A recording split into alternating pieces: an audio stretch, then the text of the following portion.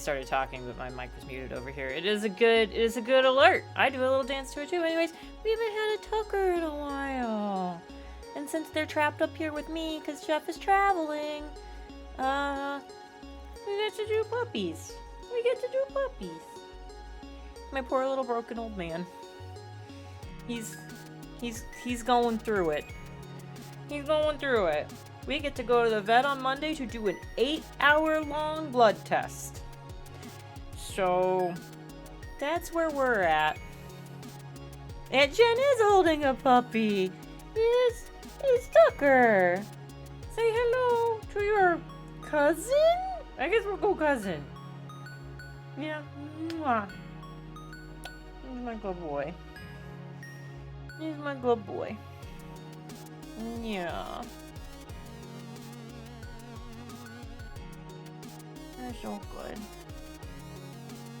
We're so good. Yeah. I love you. Do you need me to put you down? I can put you on the floor. Huck saw fellow dog on screen and tail wagged. Oh, I love that! That makes me so happy. Oh, so good. I gotta catch up. Go Tanks! Oh my god, thank you for the resub! I really appreciate that. Tucker appreciates it too. He's like, what are you doing? Let's kiss the puppy blue kiss, oh my god. If he was lighter, I would hold him up closer to the camera to like sniff it. But one, then I'll end up with dog saliva and or nose prints directly on my camera. And then two, he is 20 pounds, so it'll be a lot. Yeah. Are we uncomfy? Do we need to be on the floor?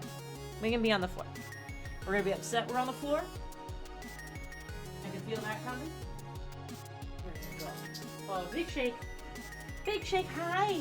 I love you! Do I need to try to get my cross-legged chair over here? So that way you can stay in my lap? Do we need to do that?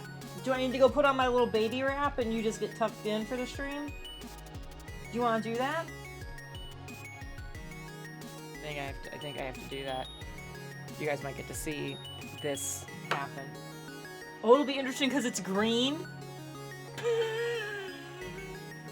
I might just be a floating head with a floating dog head if I do this. Do you want to stay with me? Do you want to do the wrap? We're gonna try to do the wrap. Hold on. Let me go get it. We're gonna have this adventure. Where did I leave it?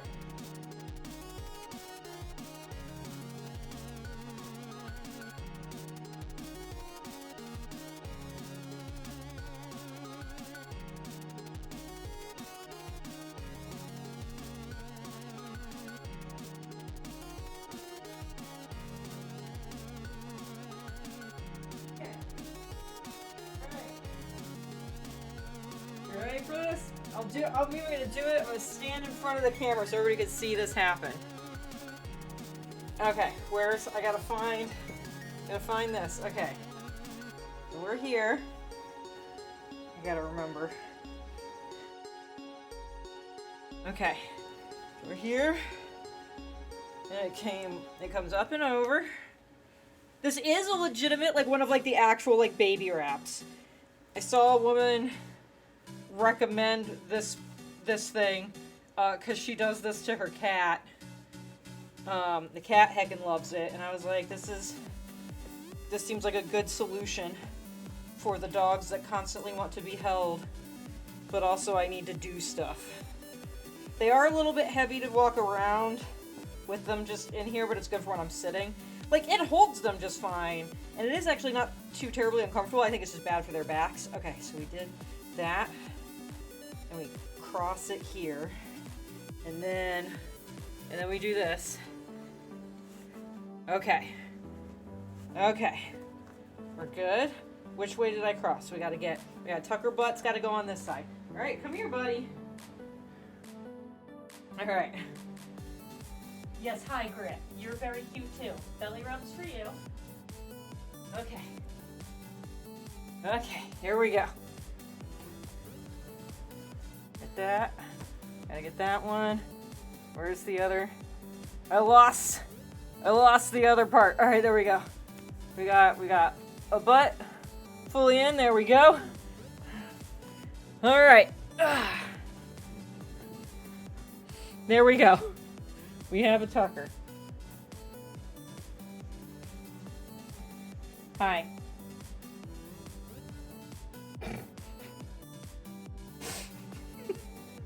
Anyways, this is how I've been polishing and painting dice lately. Yeah, you good? I tried to do some chores, like doing dishes and whatever like this at one point, and that's how I figured I was like, I don't think this is good for his back.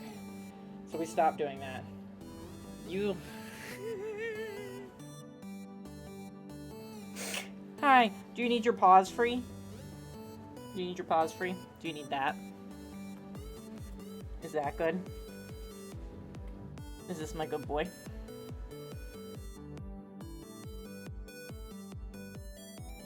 I've been thinking I would have put this on so that would be the other way, so that way you'd be a little bit more camera facing. Instead of all the way over there. I should have done it the other way. I think you're gonna get upset if I flip you though. So we'll just do this. Anyways, how's everybody else doing? You're my good boy. You're my good boy. Griff, you're too far away for belly rubs. Especially now. Anyways.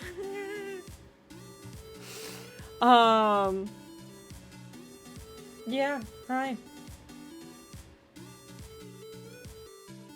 Alright, so we're gonna... Do not recommend out. Whoopsies.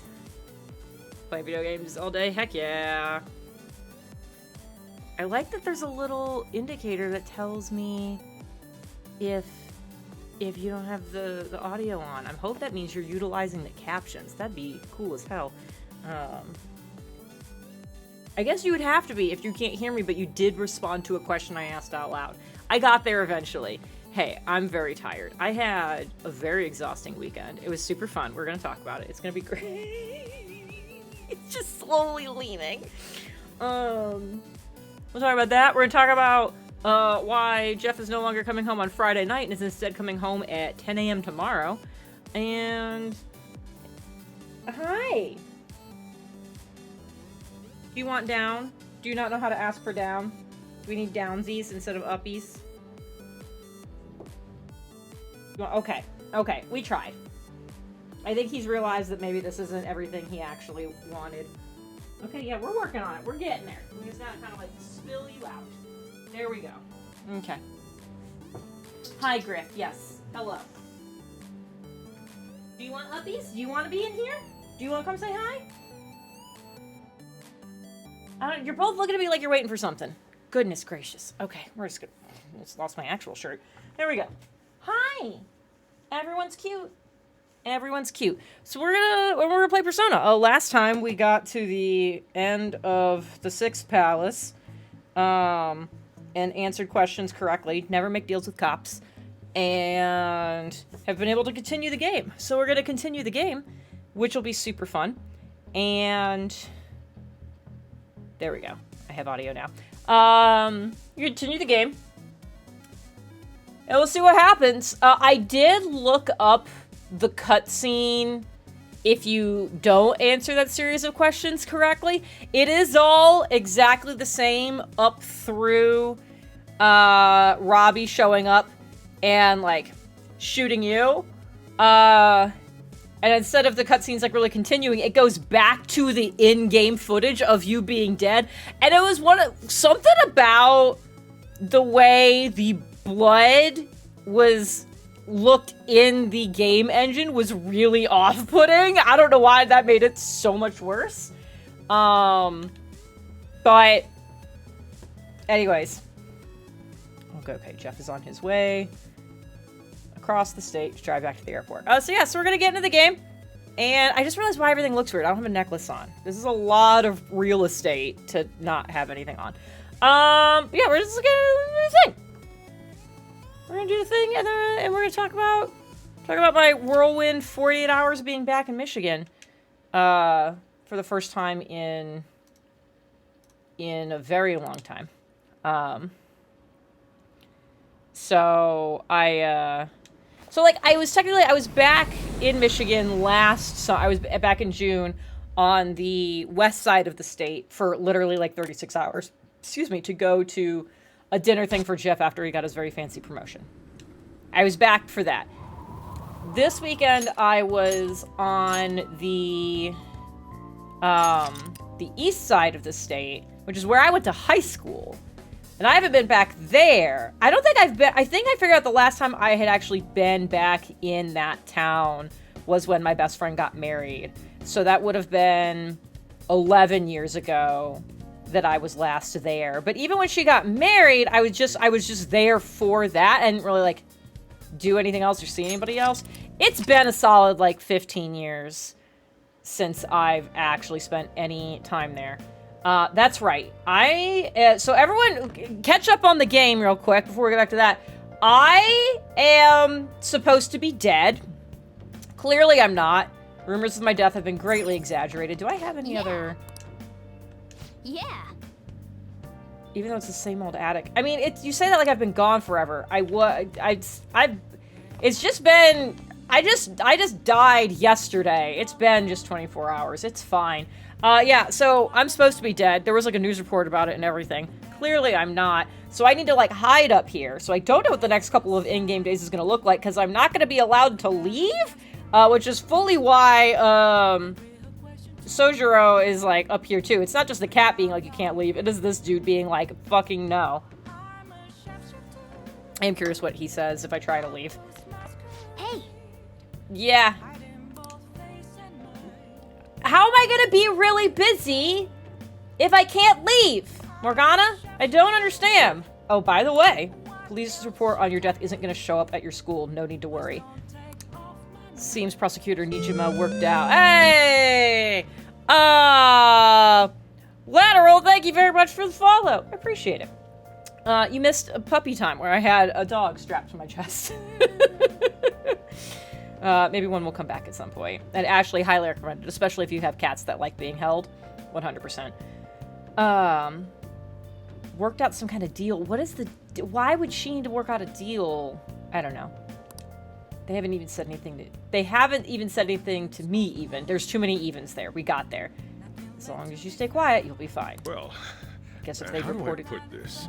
I guess if they reported your death now, they'd basically be saying you were a phantom thief. Which, I mean, they did make me... I signed a confession! I signed a confession under duress, but I did sign one. So, like... They did say, we have the leader of the Phantom Thieves, and then they said the leader of the Phantom Thieves killed themselves. Like, yes! Can't really go announcing what the Phantom Thieves are, so I'm sure they'll avoid that. But they weren't! They were doing that! I feel like I'm insane. Oh, this is great, because I already did the thing. That's nice. I am playing Persona. I am playing Persona 5. It was my first time through it. I'm also doing this under duress, but that's a whole long story. I'm glad you're back safe and sound. Even that's putting it too lightly. You had it rough in there, didn't you? Yeah, actually, they did beat the shit out of me. Don't worry about it. Sorry. Brave face. Ketchy was after you all. Like, I knew that! The player, knew that!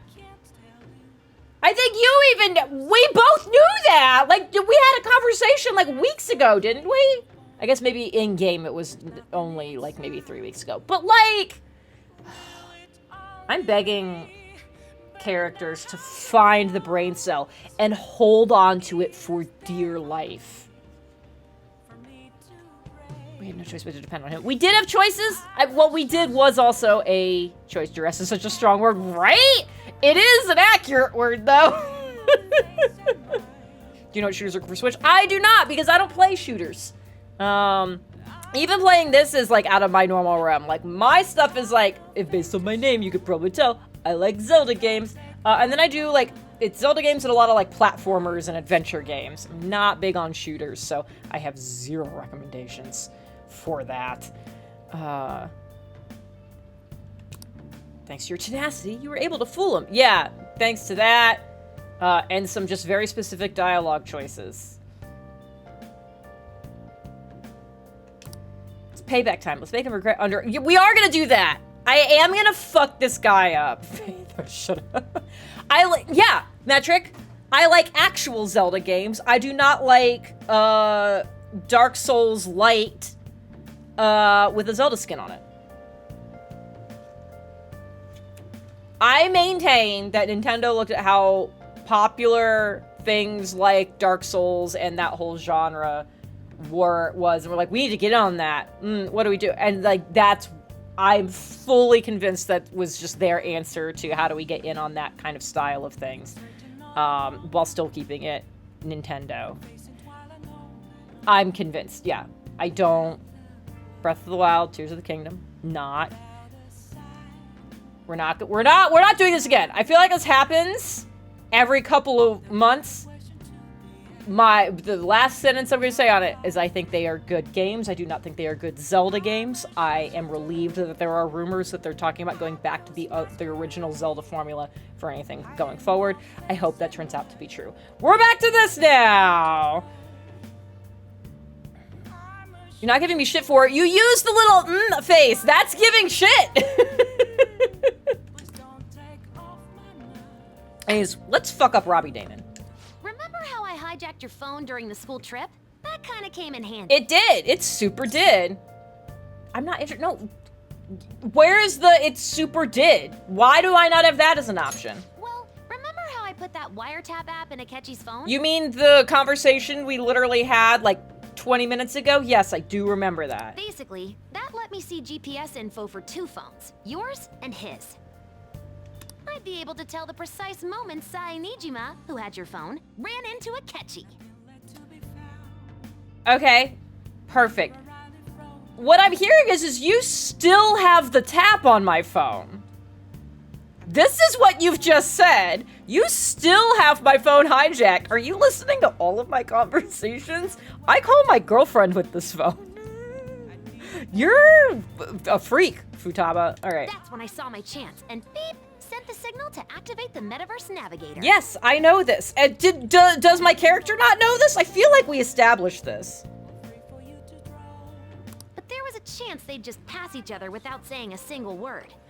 I mean, no, That's why we needed you to tell Sai Nijima to show the phone to Akechi. Why did you need to say her full name there? This plan still surprises me no matter how many times I hear it. That doesn't surprise me at all. Still, I couldn't just directly hack into the Metaverse Nav. It's a mysterious app after all. I feel like she has to have spent time trying.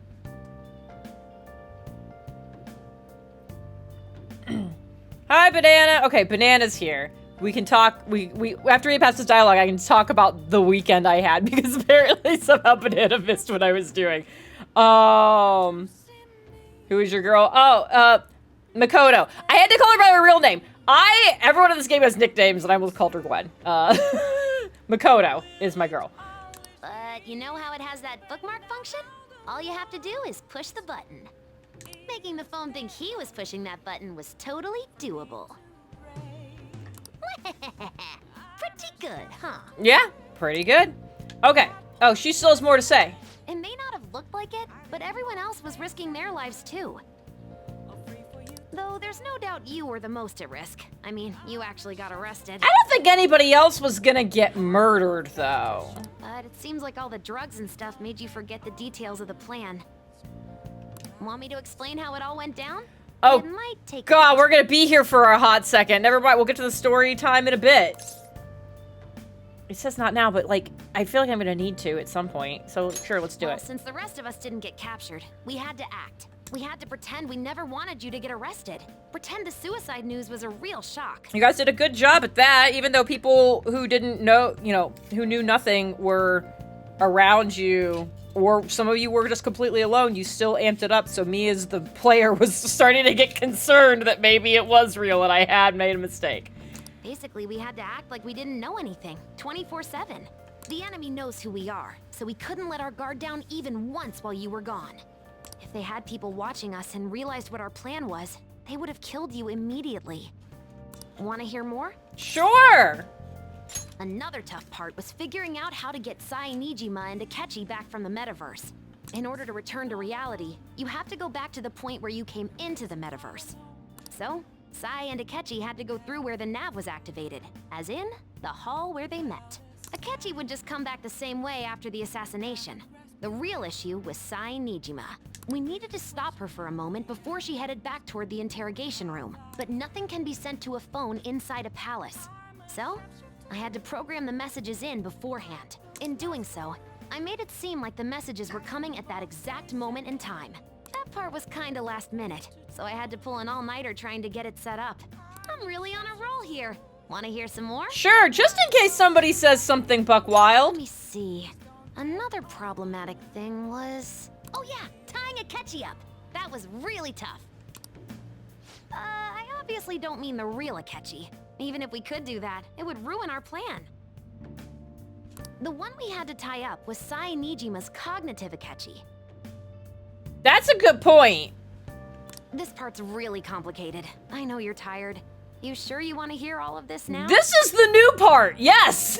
This is the thing I don't think I know. We needed to lure Akechi into Sai Nijima's palace and have him kill the cognitive version. Yes, got that. But Akechi would have entered the palace immediately after meeting Sai Nijima in the hallway, right? Mm-hmm. Because of that, there was a pretty decent chance he'd run into the cognitive Akechi. Okay, yes. And if that happened, Akechi would have totally realized we'd lured him into the palace. Nobody actually even thought of this possibility until the night before the assassination.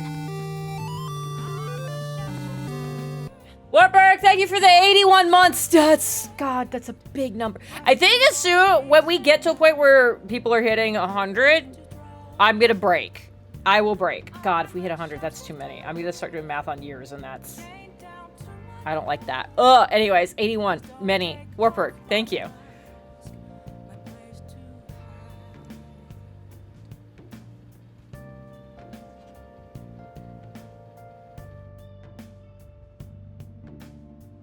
That's what it was. We're good now. I saw Wartburg and I went, that's right. The Cure for Crohn's stream is coming up. And then I went, oh no, did I make plans on that day? And I went, oh no, that's right. When I was making those plans earlier, I was like, I'm not available on the 25th. I don't remember why. I just know it's bad. And I got it. We got there in the end. Sassy Tyler just told me to dance to the alert sound. Good, you should. Everyone should dance every time. Do you do PC? Yes, I am on PC. I like how nobody thought of cognitive Akechi, but granted, I also didn't. Also, I wasn't living in this plan for days, so. Makoto realized in the middle of the night. Of course she did. It was a huge mess trying to figure out what to do. Girlfriend saving the day. In the end, we chose to sneak into the metaverse while the plan was happening to tie up the cognition. Because you told Sae to show him the phone, we expected her to chat with him for at least a bit. So, we had a few minutes to strike after the cognitive Akechi showed up, but before the nav activated. It was Operation Tie Him Up. They're very Well, it wasn't really much of an operation in the end. Othu.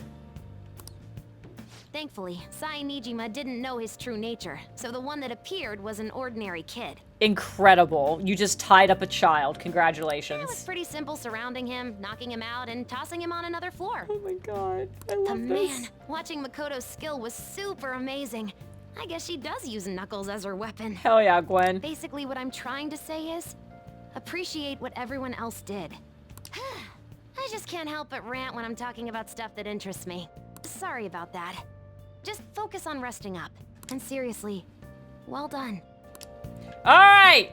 Actual sleepy times now! I'm gonna head back then. Yeah, you do that. I have a feeling I'm gonna end up in sleep jail, but... Oh, we're gonna have this conversation. Guess you won't be going to school for a while. Oh no.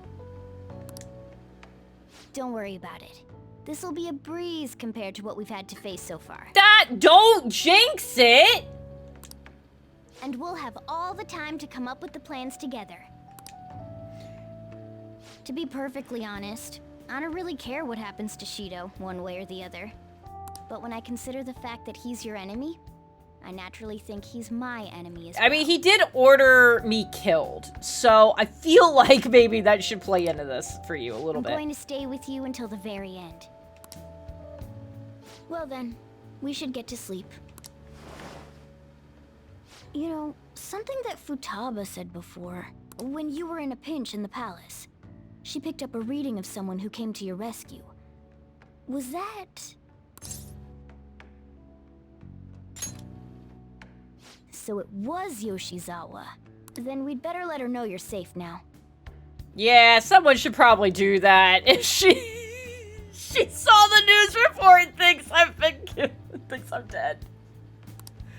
Yeah. And I'll even lend you a hand with that. Okay, I mean, she's been there. You can go catch up.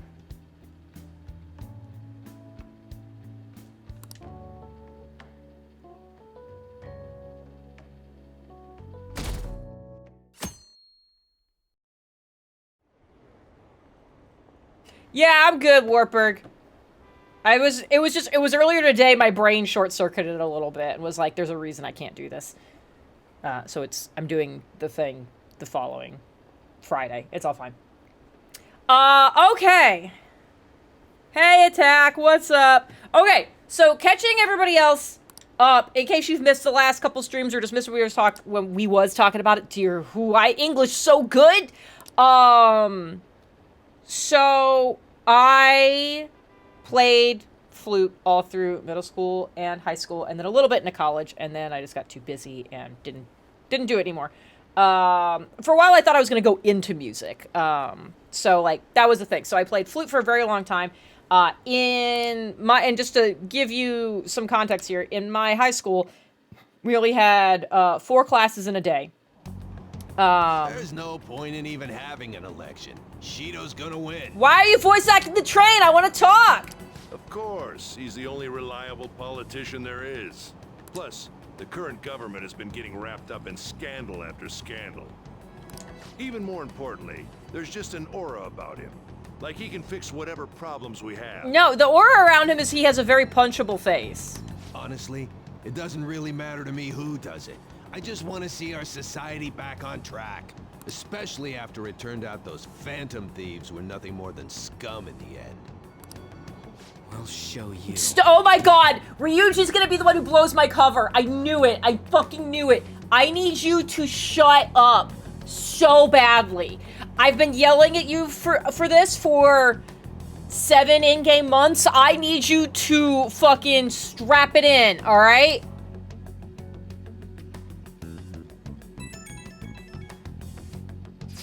What a wild outfit. Oh, hey! What's up, Teach? You're a bad teacher? What the fuck? Why is that an option?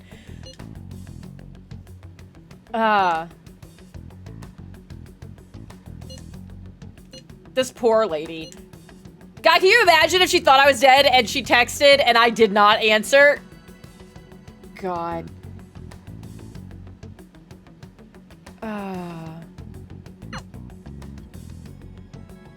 All right.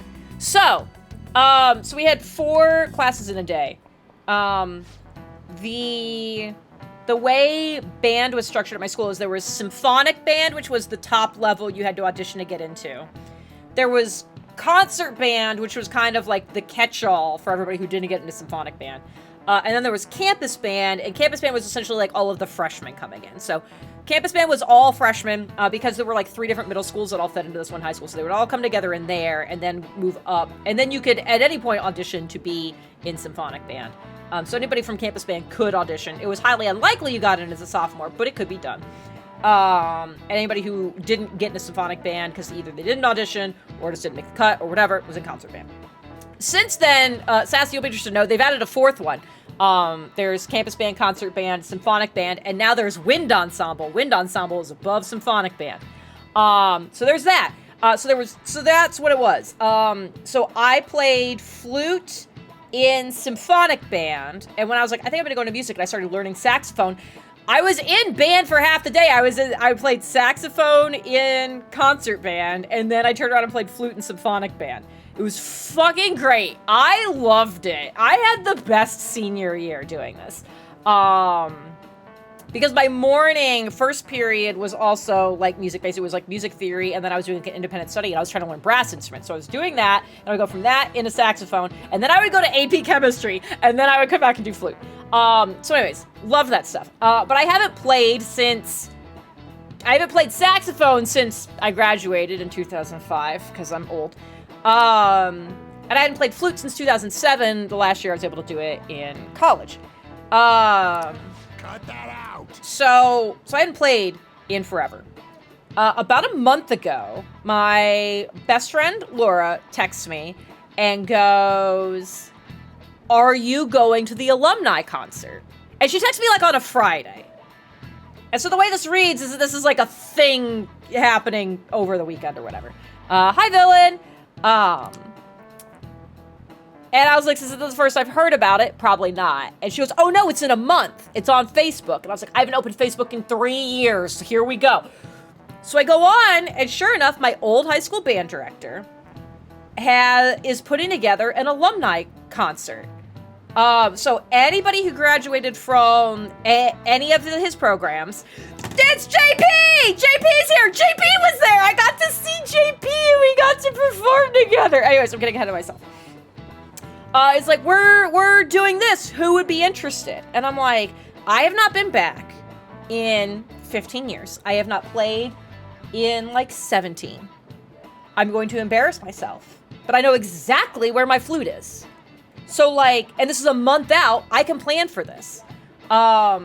So I signed up and got a plane ticket. Jeff had to, you guys know that he travels often for work. He's got to be in Michigan, back in Michigan, at least a week a month. And his week is this week. It was like, it lined up where it's like, this was happening the weekend before, the weekend leading into when he was going to need to be there. So it's like, oh, work is already going to pay for his trip. So we'll just like, he'll fly out on Friday instead of Sunday to go out there, and we'll just go together and do this. So I picked up my flute to try to like figure out how to play again. And it's amazing how many resources there are online at this point. Like back in my day, when I was in high school, like the internet was a thing, but it wasn't a thing the way it is now. You couldn't just like be like, I'm gonna find sheet music, and I'm gonna find a metronome, and I'm gonna find. You couldn't do any of that. You can now. It's fucking great. So I was like finding like basic Zelda sheet music, because I was like, any of the sheet music I still had was like way too difficult to just dump in on. I found a local music store and asked a guy there, because I needed plugs for my flute. So I'm getting plugs, and I'm like, do you have a good technique book that you would recommend for somebody who like used to play but hasn't in a long time? So it's like, I'm not starting from zero. I am starting from not very good. And he's like, I have just a thing, and goes to this giant wall of books and just immediately plucks one off that's literally called I Used to Play Flute. It's literally written exactly for someone who used to play an instrument and then doesn't anymore. And so they kind of know some things, but are just like, and sure enough, yeah, it was wild how much came back. I was like much slower, and like I would say the quality of the sound was not as good. It got better once I got the plugs in my flute though. But it was like, I actually remember a lot of this. So I like played around with that for like a week or two. And then band director sent out a folder that had 10 songs in it, had 10 pieces of music in it. And he was like, we're not going to play all of these, but this is everything I'm kind of like looking at. And so we got that like a week and a half ahead of this happening. And like, and I'm fortunate, I play a small instrument that I own. People who play like tuba and stuff, like they don't just have those lying around. So I at least got to practice a little bit ahead of time.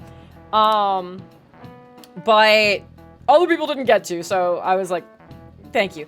We got our part assignments literally on Monday.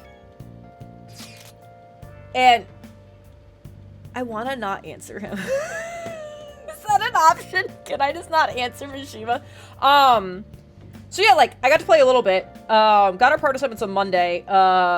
Jeff, bless him, went and worked from a coffee shop on Monday, so that way I could, like, practice in the house and frack notes to my heart's content without embarrassing myself and being worried about it. So that was great. But yeah, so Friday, flew back to my old high school hometown that I haven't been to in, like, 15 years. Got off the plane, went straight to, we did a 2-hour rehearsal on Friday. That was, like, if you could make it, you could make it. I'm like, I need all the time I can get, so, like, I went to that. And then there was a rehearsal for everyone Saturday morning. We did a picnic in the afternoon so we could all just, like, hang out and stuff. And then we did a concert on Saturday night. And I'm gonna be honest, I thought it was gonna be bad. Or at least not good, because, like, I was not the only person who hadn't played in more than a decade. There were a number of us there. But all things considered, and the fact that we had literally, it was supposed to be 20 flutes. I think 5 of them ended up not coming and showing up. 15 flutes is still a lot of flutes. It's so many. But yeah, it went pretty great. So we only had 4 hours of rehearsal together. So the fact that we only had 4 hours of rehearsal, and it was, like, enough time, we went through, like, pretty much, like, each song once. That was it. And his original plan was, like, here's 10 pieces of music. We'll just, like, we'll see what we can do, see what we feel comfortable with, whatever. The problem was, is we had all been looking at 10 pieces of music, and there was a significant number of people who liked each individual piece. So his original plan was, like, here's 10, and maybe we'll do, like, 5. Maybe 6 if we're feeling punchy about it. We play through some of them Friday night. Saturday morning we get in. There's a new piece of music on our stand because he didn't realize that the concert was on May 4th. It was on Star Wars Day. He's like, we have to play Star Wars. So we all had Star Wars music. So now we're up to 11 pieces of music. And he's like, we have to do this one. So now we're at 6 for sure. He's like, let's just at least play through everything else at least once. And I'm upset because there is a piece that is in this pile that we have not gotten to yet, and the implication is the concert's gonna be the songs we played last night and Star Wars, and that's gonna be it. And I'm like, no! The song I was most excited for, which is called Finlandia, it's by Sibelius. I love it so much. So much. That as we're going through rehearsal, and we keep just, like, pulling everything else out. I'm sitting, like, I'm very close to director, because flutes tend to be towards the front, and then also, I was in the front row. So I'm, like, right there. And so he's like, okay, we're gonna play, let's pull out Amparita Roca, let's pull out this, let's pull out that. And I was like, I look at him at one point, I go, I feel like you're doing this to me on purpose. And he was like, what? And I was like, I am dying to play Finlandia. And I think you are intentionally making it the last thing we do. And he was like, well, I mean, I was planning on the last thing we do being Shepherd's Hay. And I was like, okay, so it's the second to last thing. So what ends up happening is of the 11 pieces, I think we played everything but Shepherd's Hay. I think we ended up playing all of them. We played 9. So that's the thing, it's like we skipped Shepherd's Hay. It's like, we had 10 originally. He added Star Wars, so that made it 11. I was like, yeah, we played 9. So what else did we skip other than Shepherd's Hay? Or did we really just start with 9? I don't know. I don't know anymore. One had 4. I mean, fair, one did have 4 movements, so it felt like several. So we did play, yes, Sassy! Okay, so yeah, so here's the thing is we ended up playing everything. So we played Star Wars. Okay, so let's see. I know I'm not gonna get in order. We ended up playing the Star Wars theme. We played Slava. I played 2/3 of Slava. We did American Elegy. I'm talking to a very specific subset of people right now. American Elegy, we played the second suite from... Oh, you know what? No. I have the paper. I have the paper. Hold on. I'm gonna get the paper.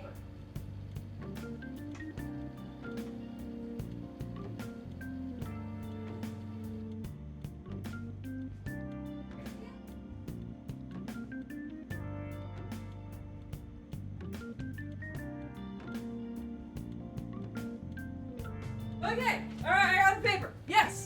Yes, we ended up with 9. Okay, so we got a cheers. Cheers! Everybody cheers to my nephew! I know we skipped one repeat and Shepherd's Hay. It's just the math isn't mathing. Anyways, it's fine.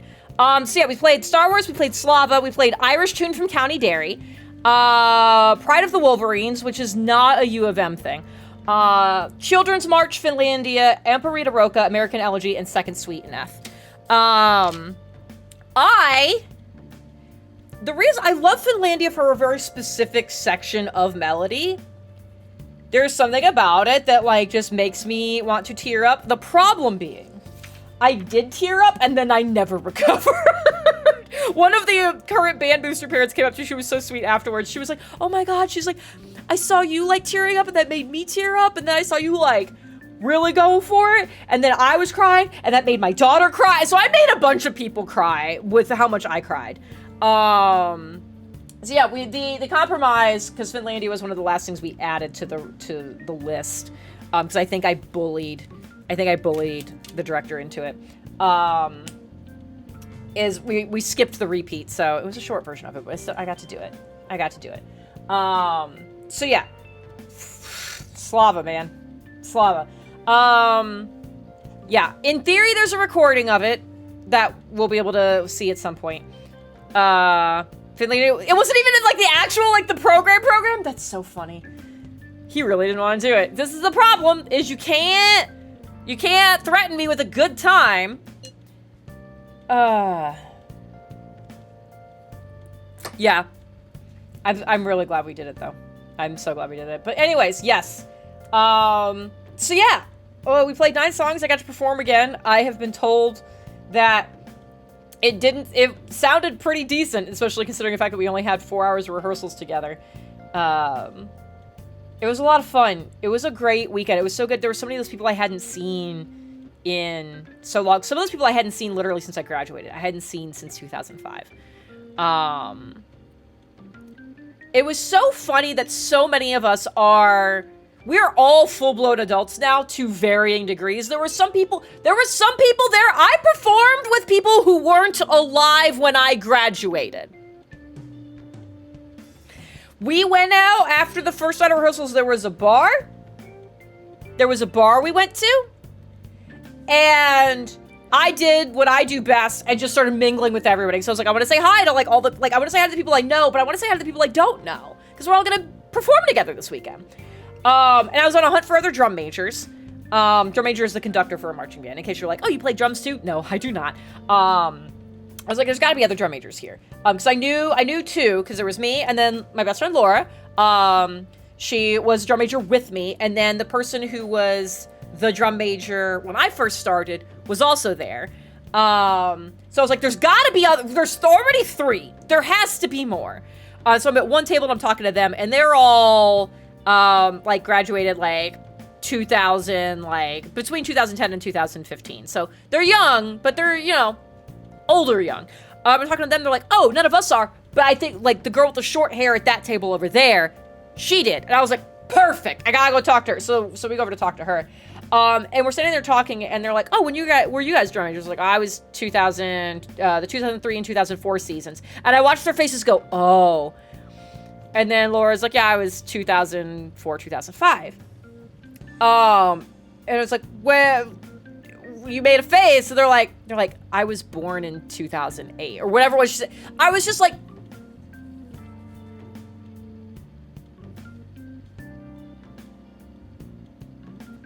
what do you mean you weren't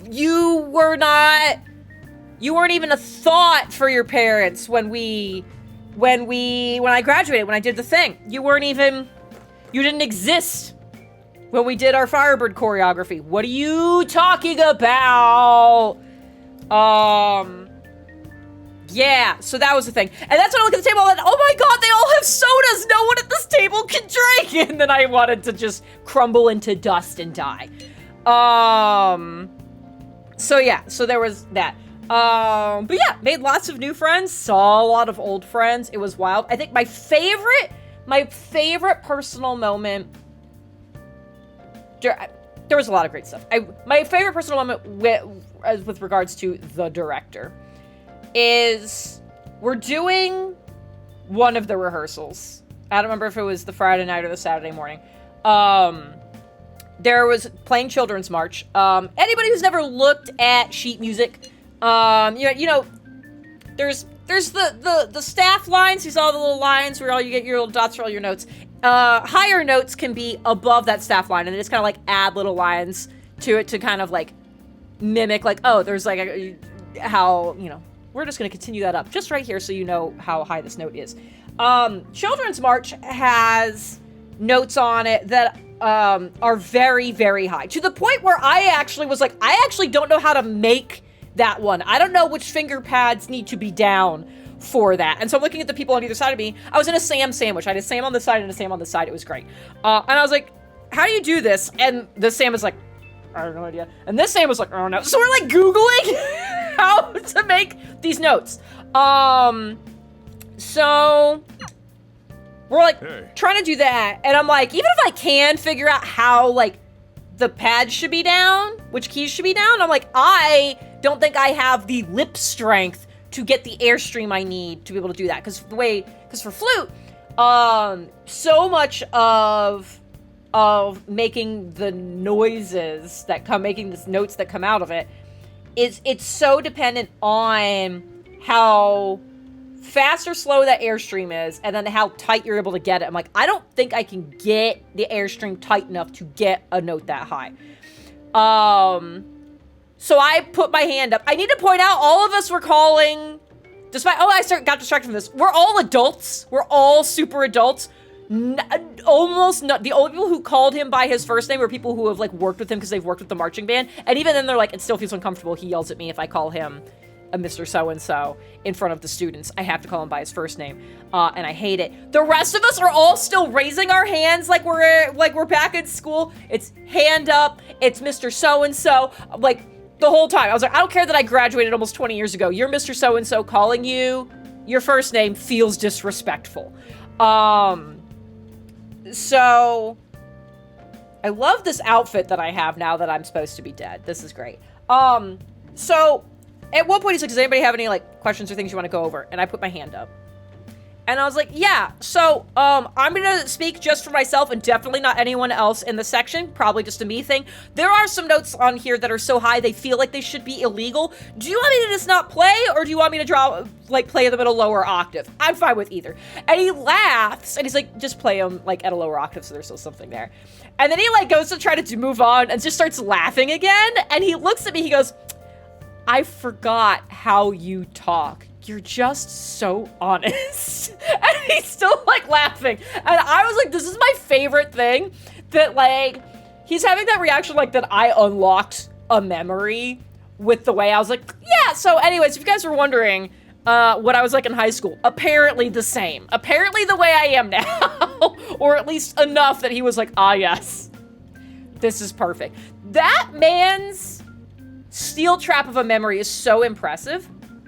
There were so many songs he'd be like, he's like, this is one of my favorites. He goes, who was part of the, 2004 symphonic band when we did this for the spring concert? Who was part of this band when we did it for this concert or did this for festival? Like, he knows when every piece has been played. And there's some he's like, I haven't played this since this, there was, JP, are you still here? Which one was it? There was something that he said that he has not had a band, one of his bands play since we did it in like 2004 or 2005. He's like, I literally like not done it with anyone else.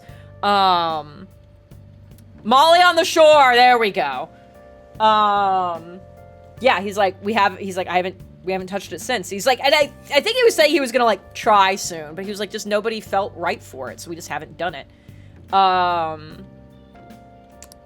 So yeah, it's the number of things he can remember like that are insane to me. I had a great moment. We were playing, gosh, it had to be, we were playing Second Suite. And when we were doing it in rehearsal, like, we're playing it. Okay. And, JP, I don't know if I said this to you, that I call the final movement, I call it, I think it was Second Suite. I'm looking at my list. I feel it's gotta be, yeah. The Gator Golf song? Cause it sounds like, it's like the melody is and I'm like, Gator Golf, give it away. This is what my thought is every time. And I remember To Tame the Perilous Skies. He hasn't done that song again yet either. Oh my god, that was a wild one. That was a wild one when we did that.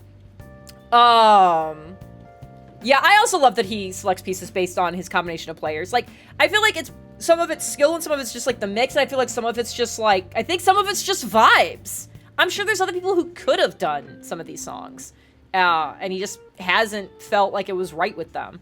God, if he gives us To Tame the Perilous Sky.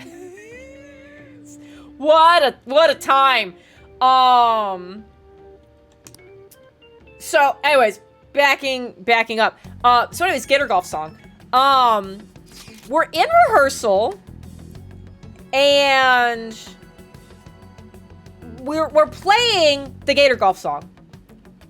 And it's weird because I'm like, I have a distinct memory of playing this, but like it doesn't feel right while I'm trying to do it. And I was like, I remember like playing at the beginning of the song, and the flute doesn't play at the beginning of the song. And it took me until like our final pass on it.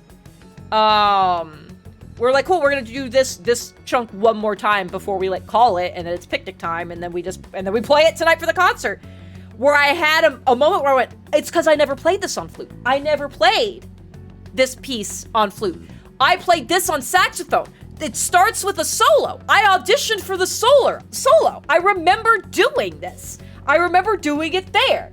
So yeah, so to go back to something JP said forever ago in the chat here, he is saying he wants to try to do one of these again in a couple of years. He wants to do it every like 3 or 4 years. Like leave enough time so that way nobody gets like tired of it, but often enough that he can still like do it more than, you know, twice or so before he retires or something. He wants to try to, this one we had like a month's heads up. We had a month.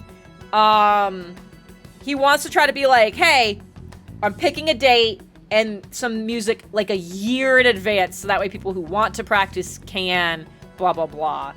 And I'm thinking, now that I know where a music store is around here, it's like I might pick up some reeds, and maybe next time, traveling with a flute is so much easier than traveling with a saxophone, but it's not impossible. And I think I might try to do saxophone next time.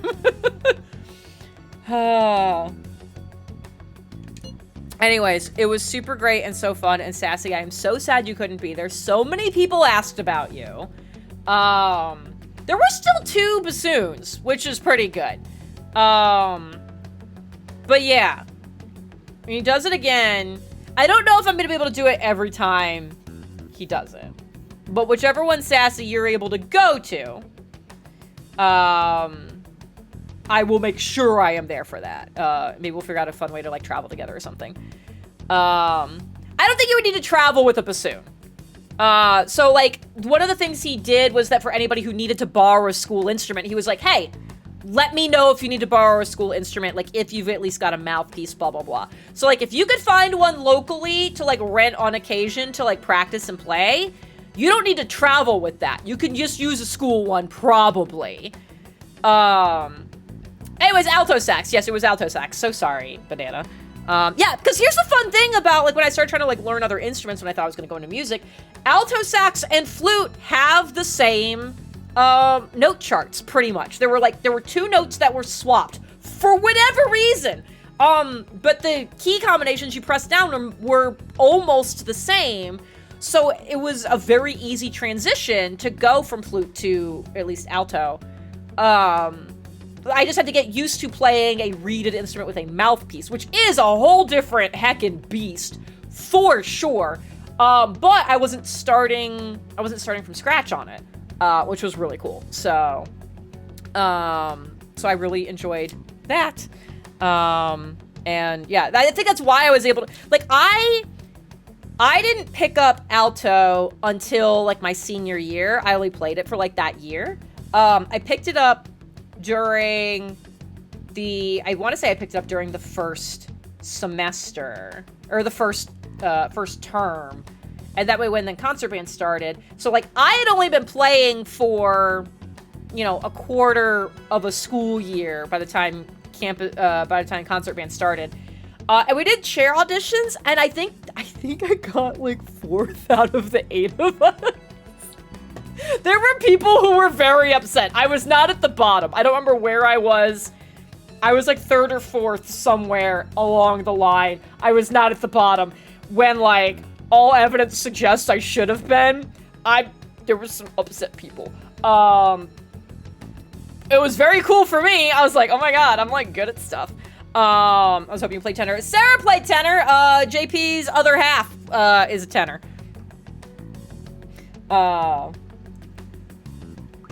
Wait, no, yes. Yeah, yeah. I've confused myself because I remember Sarah had to practice with a mouthpiece from 1 on the wrong saxophone. And I suddenly doubted myself which direction that went. Woo, says Sarah. Yeah, Sassy, I want to have a logistics conversation with you about if you can find a place to rent one. I would love to know the logistics of renting one. Like how much they want to charge you for X amount of time, because I would like to help subsidize that because I so badly want you to come up and be able to do that with us. So, who says Sarah? Boo says me. JB, can you imagine how unhinged this would have been if I had played saxophone for this one and we would have been like next to each other? We would have been chaotic. God.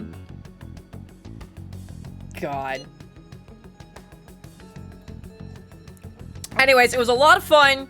I hope you all enjoyed the stories. I'm gonna be completely honest, I was mostly telling the story for Sassy's sake. It was so much fun. It was wonderful. It was so weird to see. There were so many people who there were some people who looked the same. I was like, instant recognition. Yes, you are this person. And there were some people who look so different. So different. And it was also interesting to see the people who weren't there. There were some people who wanted to be and couldn't. But then there were people you expected, with oh, of course this person would be here. And just nothing. There were some people I was glad were not there. I was very happy to not see certain people. There were some people I was glad to see just so that I could point at Jeff and be like, okay, so remember the story? You remember this awful story? It's that person. Oh, you remember me telling you about my arch nemesis? They're right over there. I was like, I don't know if they know they were my arch nemesis, but they were. Yeah, it was so great to be able to be like, here's the faces for these stories.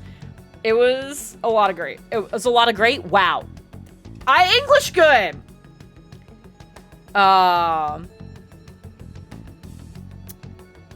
Do it. I was like $200 a month sounds like a lot. Oh, but it's like a rent to own thing. Okay, interesting. So it's cheaper spot.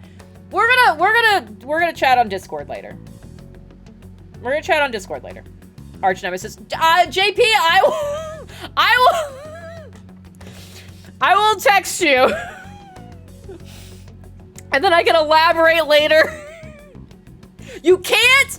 No, JP, I'm telling you, and Sarah, this in confidence. I feel like Laura probably also knows, but this can't get back to said nemesis, because I really don't think they know.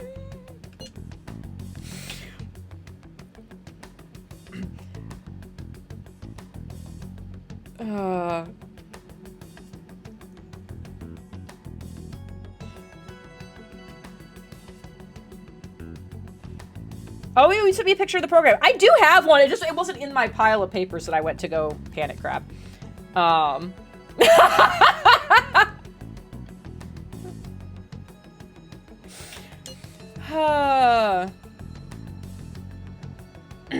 Straight rental once or more per month. Oh, that's so weird. We'll talk later. We'll figure stuff out because you also have some other things that are gonna be taking up your time coming soon. So we'll talk. Must not have nemesis alert. What is nemesis alert? You capitalize that like this is a thing. I need to know.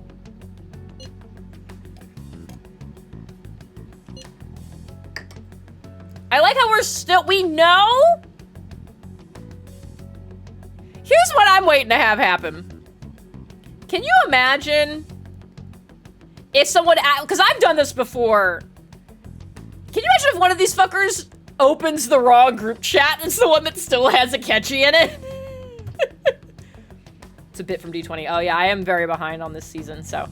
But like, we should really stop texting about all this stuff. You guys I shouldn't be texting anybody on my phone at all. I'm supposed to be dead. If anybody gets suspicious, we're screwed. You don't need to be vague about my upcoming times. Oh, I wasn't doing it to be like vague. It was just me making a comment without, you know. I didn't, like, without being overly overt. Not because I'm trying to be secretive about it, but at some point, it's like instead of using pronouns, always saying someone's name, at some point you're like, yeah, okay, we get it. So. Anyways, JP, let me know if I need to elaborate on that later, I will. But it was very fun to be like, ah, yes. There.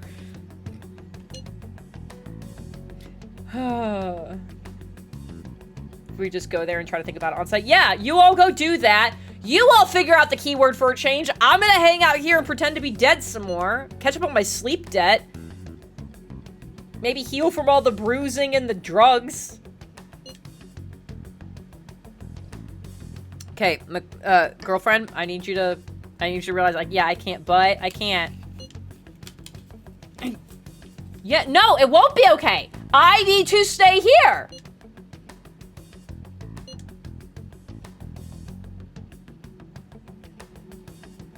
We can't actually be talking about me going. We can't. No! No! What? No! Gwen, you're smarter than this.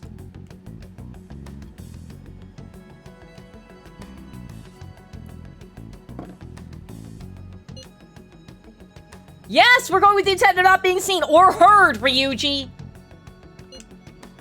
Oh my god. No! No! Alright, let's head to the diet building. Make sure you aren't discovered, okay? I'm gonna stay here! If I just wrap myself up in my little, like, sleeping bag. Like the one teacher from My Hero. Just... Ah! You going out? This is so stupid! This is so stupid! That's the plan. You gotta be kidding me. Yeah, I wish! I super wish! You realize you're done for if you get caught. I know! Ah! Let me not do this! Ugh. Yeah, I agree! The stunts you pull sometimes. Yeah! Just don't stay out too No! Lock the door! Keep me in here! Akechi isn't here.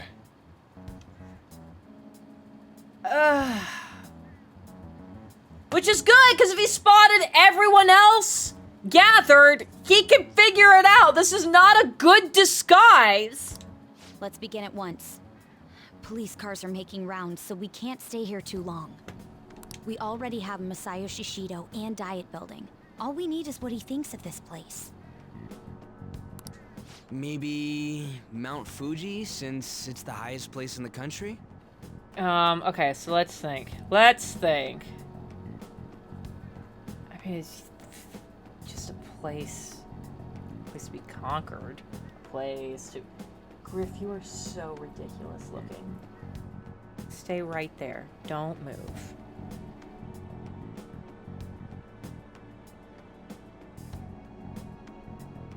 The lighting in here is not great, and I have some stray socks, but I will post this in the Discord later. Who are you? What do you want? Nope, okay. Hi. Where's your brother? Yeah, who's got waggy tails? Who's got waggy tails? Conditions have not been met. What about a mansion? Yeah, the belly rubs. Since he's going to subjugate everyone as Prime Minister, perhaps a school? What about an arena, like the Colosseum? Okay, I can get behind that. Imperial Palace? Conditions have not been met. It's no good. Okay. What do I think? This guy's an arrogant prick. I thought we would have gained entry by now. Maybe we shouldn't have called you here. Yeah, I fucking agree. God, what am I gonna look like in this guy's palace? Like, if he does he think we're still a threat would be the very interesting thing. Hey, you think he's guarding his whole palace with a barrier? Shido stole the cognitive science research, right? Well, maybe it had some special move written in it. Is that even possible? Who knows? Why I've not? got no idea. There was nothing like that in the notes I saw. Anyways, what kind of person is Shido? I can't figure him out. I did some light research on him last night, but I couldn't get a grasp on the type of man he is.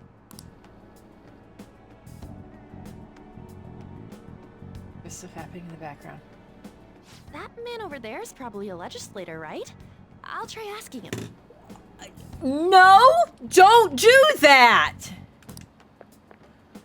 On! Excuse me. I'm a member of the newspaper club at my high school. May I speak with you for a moment?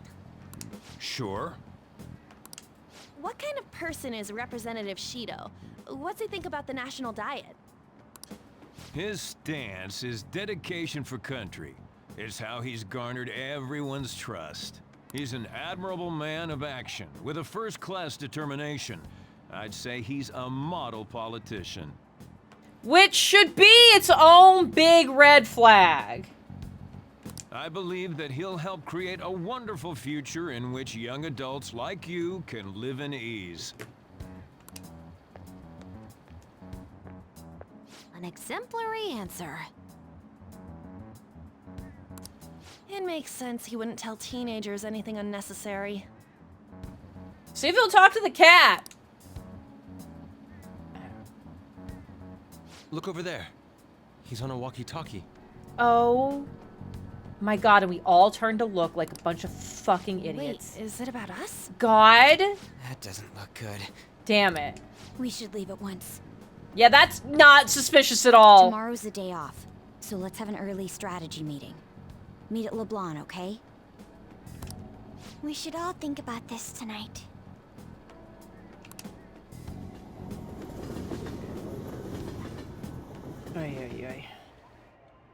The criminals calling themselves the Phantom Thieves are no more. However, I believe that this country's citizens are still living their days in anxiety. These scandals only increase our distrust of the current government. As a citizen myself, I am enraged. Look who's talking. What does it mean to be a politician with responsibility? Working toward personal gain without consideration of the country is outrageous. The election's public notification is tomorrow. But no matter where... Everyone's being Oopsies. deceived so easily. I didn't do that. Hi, James. I'll bring you in a bit.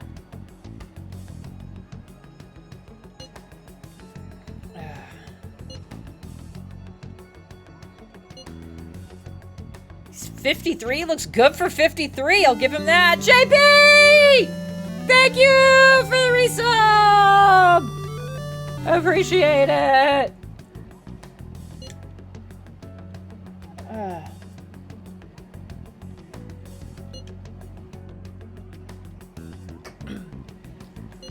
Okay. Who? Aww. People would most like to have as their boss. Gross. Gross! Okay. What do I think this keyword is?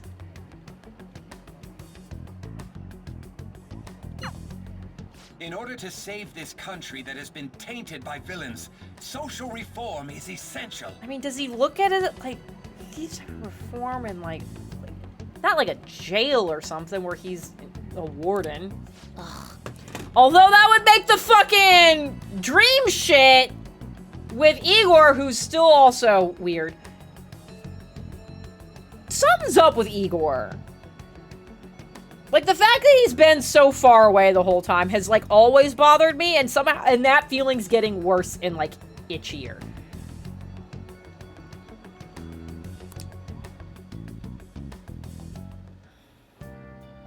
Why is there a banner in my room now?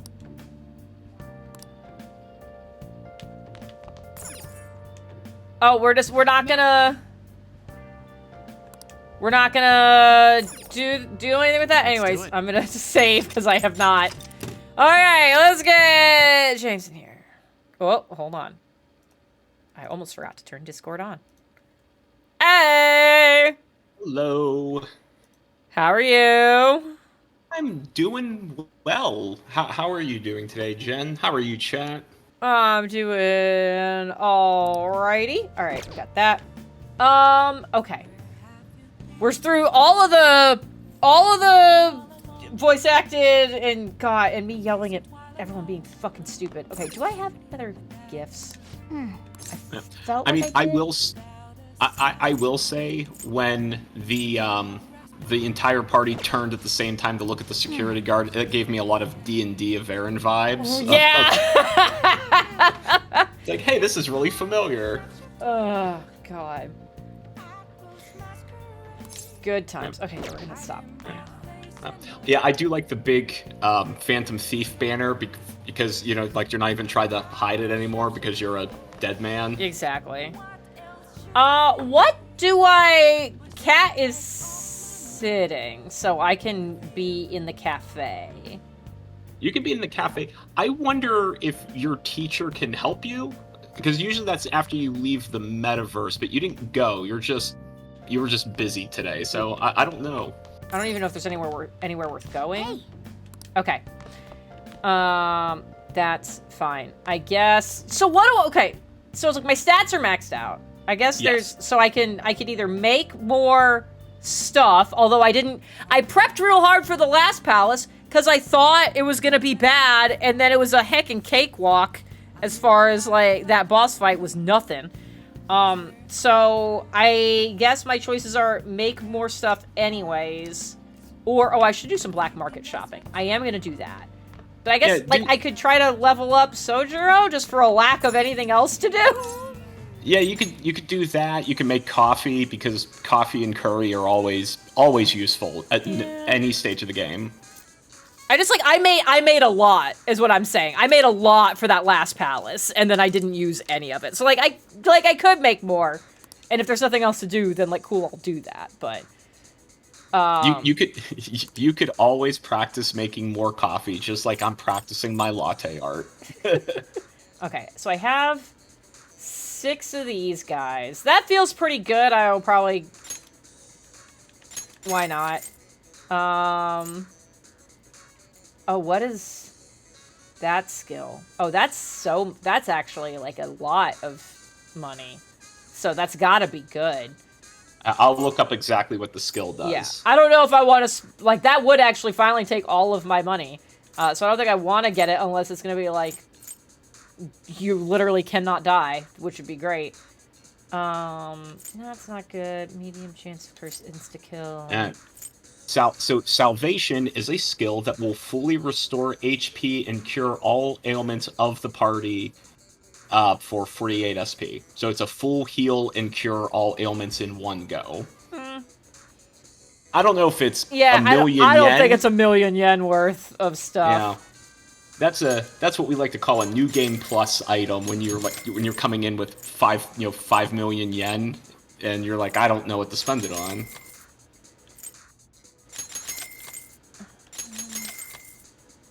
But yeah, I'm actually very glad to be here today. We've had very severe weather blow through Nashville, both to the north and south of my house. Yeah, I want to hear about that. And then I told Chad earlier, we're going to talk about why Jeff's travel plans have changed. He was supposed to come home Friday night. He is now coming home tomorrow morning. Okay. Yeah, there was an actual tornado touchdown about 15 miles south of us. And I think just the way our neighborhood is situated against the eastern side of some hills, that it forces the weather to go north and south of my neighborhood. And that usually happens. Like, there are usually tornadoes to the north, there are usually tornadoes to the south, but never right where we are. So we avoided most of the severe weather. We kept our power, and I'm happy to be here today. All right. Well, I'm glad you have been mostly unscathed. Yeah, so I'm guessing Jeff has gotten caught in the weather that blew through is blowing through Michigan right now. 6 tornadoes touched down in a 2-mile square area. You know, that's remarkably difficult to pull off from like atmospheric conditions. Yeah. So he was supposed to be meeting someone for dinner, got to the place for dinner, and it was like raining and stuff. He got there. Shortly after he got there, the restaurant shut down service and sent all the staff into the basement, and customers went into the bathroom. One of the touchdowns was a 1/4 mile from the place he was at. It ripped up like all the trees behind the place, and like this place has like the entire back wall is just one big giant set of windows. Because it looks out into the woods. It's very beautiful. So that didn't shatter, but every single pane of that is cracked because the multiple trees fell onto the roof of it. It is this beautiful fireplace going up through the middle of it. The chimney of that was completely ripped off. Oh man. A chunk of roof from one of the other buildings nearby went through the car of one of the people Jeff was meeting for dinner. That was the only car that suffered any damage, but it was like literally a giant chunk of like solid shingles, just like Final Destination style through front windshield to back windshield. Lovely. Yeah. And they were all trapped in that parking lot for like 2 hours because while they had to wait for a fire truck to come and like literally like push a big tree out of the way so that way people could actually like get out of this whole area. So that one touched down, did a bunch of damage, and it's like, oh shit, well glad that's over. So Jeff went back to his hotel. Once he got to the hotel, they're like, another one just touched down. You have to come into the basement. So he was in the basement of the hotel for a while. There ended up being 6. They tore through the local airport. They tore through the FedEx building, completely ripped the entire roof off of that place. A couple people there like have some like injuries. Everyone in that giant warehouse was fully accounted for though, like which was fucking wild looking at the card. He sent me pictures of it. It was insane. Yeah, there's an apartment complex where the entire top floor is just gone. Yeah, it's bad. It's real bad. So the interesting thing that was like kind of like a neat thing to learn about it. I can't hang out with Sojiro. You won't let me do things. Fucking hell. Can I call? Fine, I'll make fucking coffee, I guess, because I still can't make good curry. Hey. Yeah, we'll make some fucking coffee. Okay. He's gone. Quick, leave. So about 30 minutes after the initial like touchdown, like we're and like a bunch of places are like clearly like whole areas are without power. There's a lot of damage everywhere. So Yes. Jeff's company has an app for everybody to handle like all their travel stuff with. So he got 30 minutes after all this went down, he got a notification from the app being like, hey, like we've noticed you're in like what we would call essentially at this moment a disaster area. Are you okay? Do you need any help? Here's like quick links to hotels that we have deals set up with that you could just walk in and get a room. Do you need a rental? Like it's like it like asks like all of this stuff, and apparently the way it's set up is if you don't respond, yes, I'm okay, within like 4 hours of them sending that out, it will send a message to your emergency contacts. Oh wow! So let me guess. He didn't respond. No, he did respond. He just found out like, oh, like it's kind of like a cool like, and I had already talked to him, so like I knew he was fine.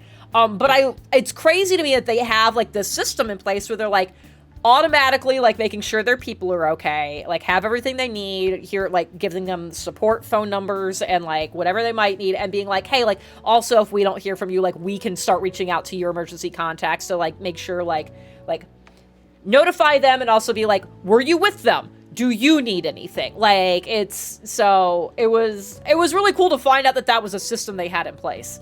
You know, I'm glad he responded. Well, first off, yes, I agree that that is a wonderful feature that they have with the software to check in and contacts. I am glad. Yeah, I was going to be robot. It wasn't even saying something funny. I was about to say something. I was about to say something funny. Discord heard the anticipation in my voice. No, I was gonna say I'm glad he said yes, that he was okay, because I was gonna be mildly disappointed that I'm not one of his emergency contacts. I'm like, I didn't get called. Oh.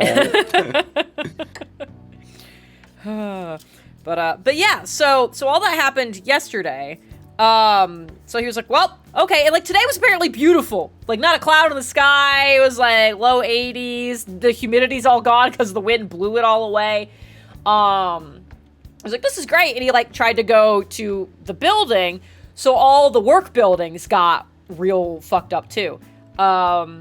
So like a section of roof was missing on one. The manufacturing floor, like 2/3 of it is under like several inches of water. And like they make medical devices. So like that's a big problem. It's not like, oh, we can just move around. It's like, no, this is a sterility issue. The clean room collapsed. That's not good. It's the former clean room. Yeah, it is now the dirty room. So yeah, so he was like, oh, that's not good. So they're like working on fixing stuff, clearly, but they're like, hey, like the building's gonna be closed for a little while. And then they ended up sending another email out a little after that being like, in case we were clear, we said the building's gonna be closed. It's like close. Everyone work from home for at least the next week, probably longer. So then Jeff got the notification from his boss. It was like, hey, it's like, we literally can't be in the building, so there's no reason for you to be here because we have to do all of our meetings over Zoom anyways. So if you want to go home, you should just go home. And he's like, great, I will. So he ended up finding a flight that leaves at like 5 a.m. tomorrow. So he'll be home at like 10. And he is flying out of the non-damaged airport. He is flying out of the east side of the state. So he is driving right now to get to the other side of the state because that's where we came in. So I could do my band thing. So he like it only takes 2.5 hours to drive across the state, which is wild to me after having lived in Texas for so long. So you can get from Detroit to the other side in about 2.5 hours. So like the local airport was great when it routinely had flights. Now it literally only does 3 flights a day, and none of those 3 are ever on time. So he has stopped using the local airport because he would never make it, like, you can't go direct from there to here in Austin. He would have to either connect into Chicago or Detroit. And so he would always miss his layover at those airports. So at this point, he's like, it's better for me to just land in Detroit, drive to where I need to be, and then when it's time to leave, drive back to Detroit. He's like, he was like, it sucks to be like driving 5 hours makes more sense, but it does. So he does that normally anyways, and then especially because we were doing stuff on the east side of the state, he super did it this time. So yeah. Yeah. Well, there you go. I mean, I would also, like, I don't like doing all that driving, but if it means consistent scheduling, yes, I am all for consistency. Well then. Yeah, it is the consistency and reliability. So he's doing that. So he's drove out tonight and ended up booking. He was able to get a room at the hotel that's like connected to the airport. So he's like, car's already turned in, all that's good. He goes, I literally roll out of bed and walk up to TSA. So yeah, so he'll be home early, which is mildly since we flew together. We took one car, so I was just gonna like pick him up from the airport on Friday because I have to work on Friday and I work near the airport. So I was like, oh, this will work out great because he was gonna land at like 4 in the afternoon. I was like, perfect. I get off of work at 3:30. I just go to the airport. I pick you up. We go home.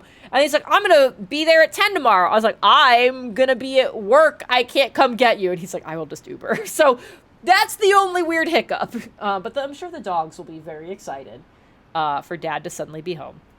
Yay! Well, that is exciting. I'm sorry it just took a high damage, several high damage tornadoes to make it happen. A literal natural disaster.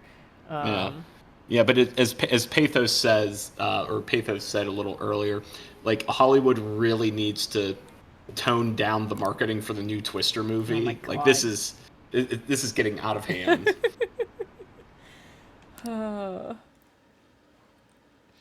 Oh, and Liz was being a good Midwesterner to stop everything she was doing, including D&D, to look out a window and look up at the sky. Last one.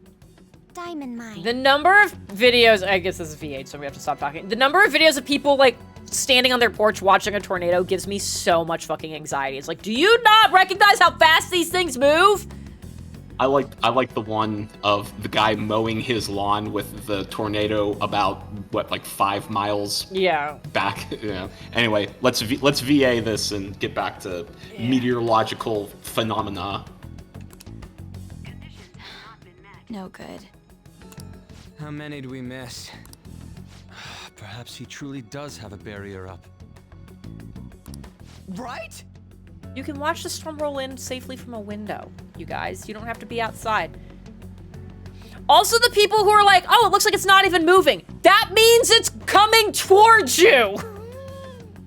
Oh man, it's getting bigger. That Weird. would fuck. Well, that's the thing. That's the thing. Is people think when the tornado's moving towards you, it's gonna be getting bigger. So if it's not getting bigger, it's not moving towards you.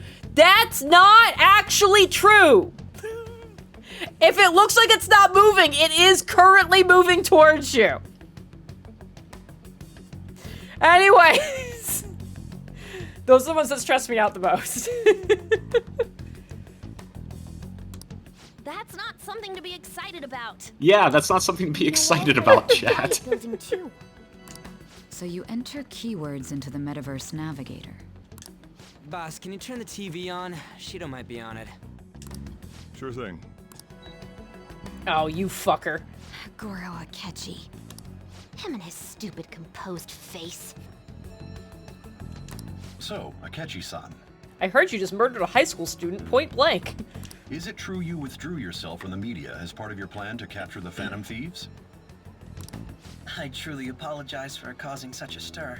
Honestly, it required a lot of courage to openly oppose them when their popularity was at its peak. Oh my god, shut the fuck up.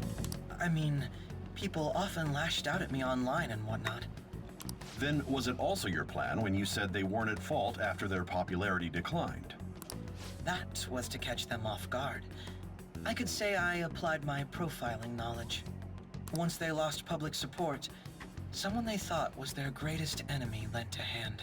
That's the same strategy used in romance. Oh my god, it got worse! You made it worse! And that's where all the memes come from. Oh my god! Why is he being treated as an ace detective of justice? It's not just on TV or online. Newspapers, magazines. I see his face everywhere. On the other hand, no one's hoping for our comeback on the fan site. Like, at all. The Phantom Thieves are evil. Shido and Akechi are just. It should be the other way around. They're manipulating information using the media. I choked on my own spit because I was getting ready to be so mad about, like, yeah, that's how it works. Unfortunately. God. Gestures aggressively toward everything going on today. Yeah, God. Leaving Akechi aside, we'll get back at him later. Our main issue is Shido. Like, we literally had people in Congress openly say out loud that's why they're banning TikTok, is because they can't control that. They literally said it! We can't control the narrative. Ah! I'm still choking on my own spit. Everything's fine. Were there any instances before when you didn't know the palace keywords? We got locked out after 3 attempts. We didn't know anything about her, so all we could do was make conjectures. Then why don't we just go directly and see Shido? That's impossible. He's surrounded by bodyguards and followers all the time. There's no way high school students can get an appointment with him either. I mean, Haru is technically in charge of, like, a real big company at this point. So, she probably could. Well, we do have an adult with us. Oh, God. I hate this plan already. No, that's still impossible. Besides, that's too dangerous a method. Well, this is a problem. What's with the ruckus outside? Oh no. And why am I the like closest to the fucking window? Because he's a Midwesterner. He needs to check the weather. Isn't that an election campaign car? Oh no. Oh, right! The candidates are currently campaigning. I apologize for the commotion. I am Masayoshi Shido. Oh, he's like right fucking here. That was easy. Wait, did he just say Shido? Y'all go outside. I'm gonna stay here. Game, do you hear me? Game, do you hear me? I'm gonna stay right here. We're not doing this shit again, where you send me outside. Stay right here, you little piece of shit. Morgana is sitting down. I'm not allowed to go outside. Exactly. Cat says no. Yeah, he did!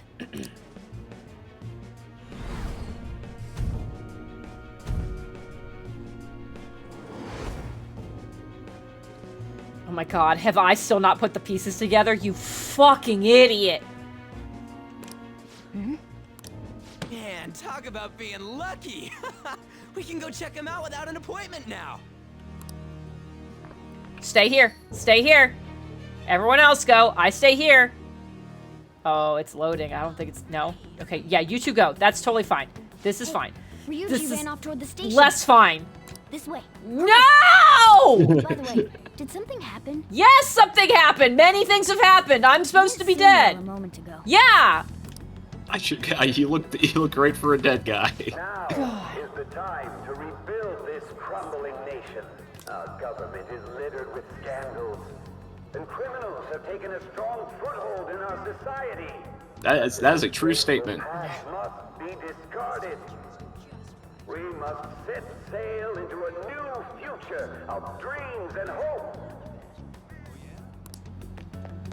Set sail. So our children who carry the burden of the next generation can be proud of their country.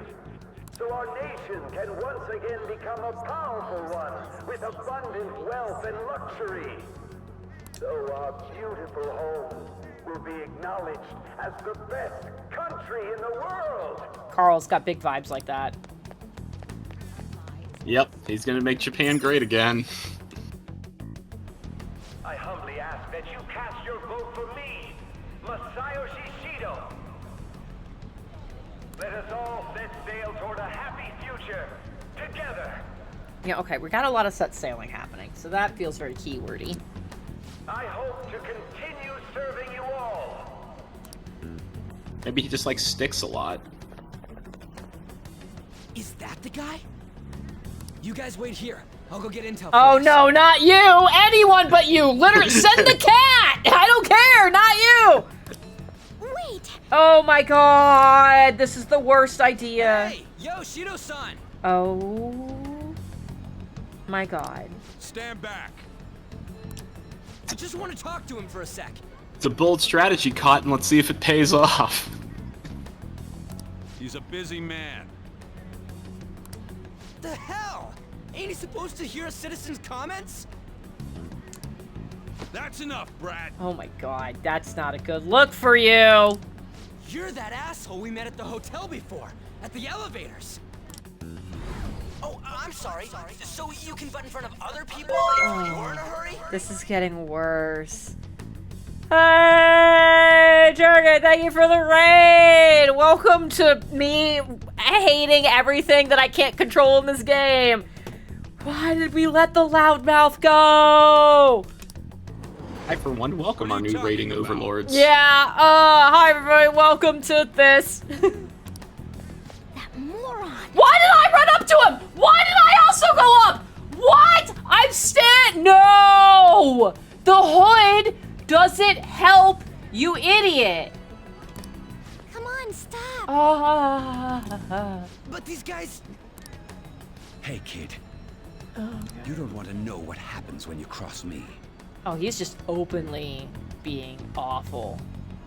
Oh yeah, please Please dip to avoid spoilers. I super appreciate the raid. Anybody who came in, I love you. You're great. I appreciate you. I'm Jen. Welcome. We are very far into the game, so if you do not want spoilers, this is a good time to leave. Especially because we are in some shit. So super thank you for the raid, though. Hopefully I see you for something else at some point, and I hope you enjoy your playthrough. Okay. I feel like I'm gonna wait a couple more seconds. Wait a couple more seconds for everybody to be able to make their decisions on the leading and whatever. Hey, waiting for... I have... Robot. Also, I have a voice joining me who's been guiding me on the mechanics of the game because this is a lot for me. Discord, why do you hate me so much when I get excited? I really am thinking it's not Discord, and I think it is actually like something about the processing for your computer because it did it during that Zoom call. But anyways. Maybe it's the microphone, maybe it's my computer. Anyway, I was gonna tell a story, but I think enough time has passed with my Discord snafu, so I think we're good to go, Captain. Oh my god! Seems the customer base has changed since I was here last. Have they started it? How many times am I gonna have that voice moment? I think I had that moment while I was at the elevator too. I think in this flashback, I had a flashback. And then Ryuji's having a flashback within your flashback of the flashback. I hate everything and my cup is empty and I'm sad. Oh. Ugh. Get lost, kid. Damn brat! I'll sue! Don't turn your head! Turn your face away! Oh my god, I'm begging you. I can't drink for flashback, my cup! I'll get more in a second. What are you? No! No! No! Leave! There's multiple police next to you. If he recognizes any part of you, you are so fucked. This country is filled with clueless children. I worry for Japan's future. He's looking away. Leave. Let them go. My next appointment is coming up. What you don't see is him wearing the glasses, fake nose, and mustache. So what do you think after seeing him in person?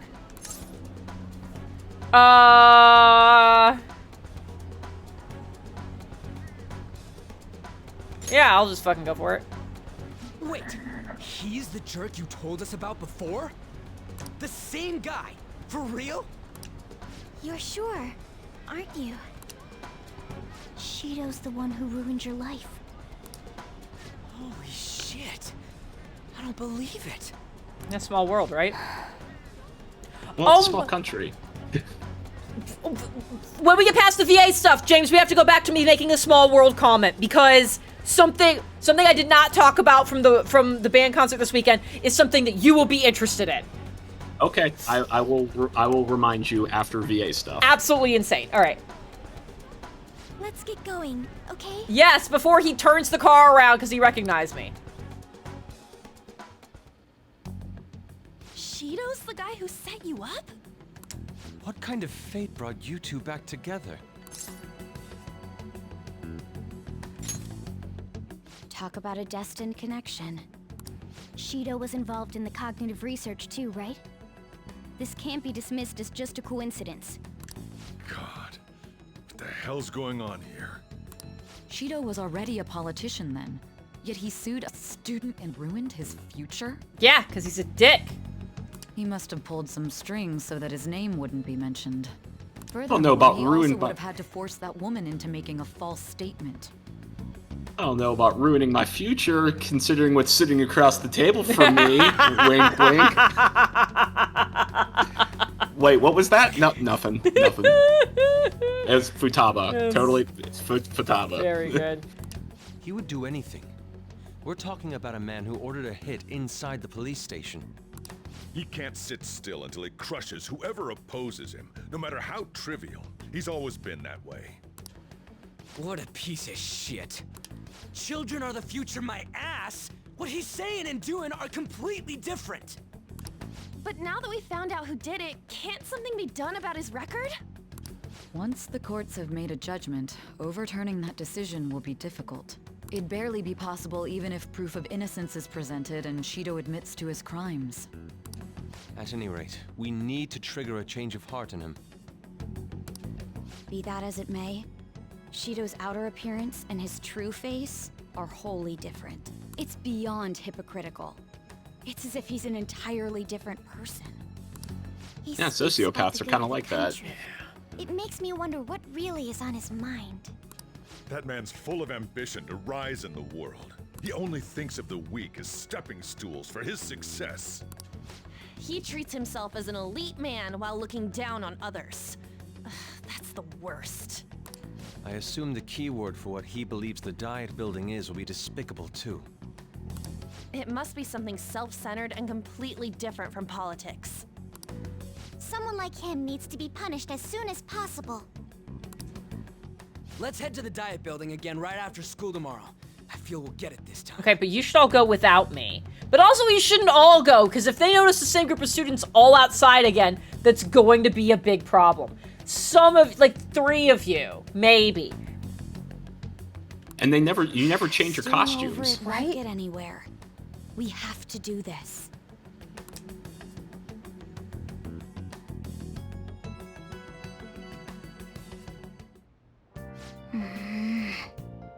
Well, do you want to go get a drink and Yes. I'll vamp for a bit? Yeah, you tell Okay. a story while I get more of a drink, and then I'm going to come and talk about small world stuff. Okay. Hey, chat. My youngest child, just the youngest daughter, is diabolical. So Saturday morning, she wakes up and comes to our room. We're still asleep, and she wakes me up. And I'm like, oh hey, and she's like, I'd like a hug. And I give her a hug, and I'm like, there you go. Do you wanna go downstairs and get some breakfast? I'm still half asleep. She goes, no, I'm gonna do a running hug. I'm like, oh, okay. So I open my arms up wide while I'm still laying in bed, waiting for this big, like, running jump into my arms, into bed, and just nothing happens. And I'm still half asleep, so my arms are just open. And I'm like, okay, what is going on here? Nothing. Okay, I'm falling half asleep. My wife's like, what are you doing? Because she just sees my arms wide open as I'm laying in bed, and I'm like, just the youngest daughter is gonna get a running jump, hug into the bed, and my wife goes, she's went downstairs.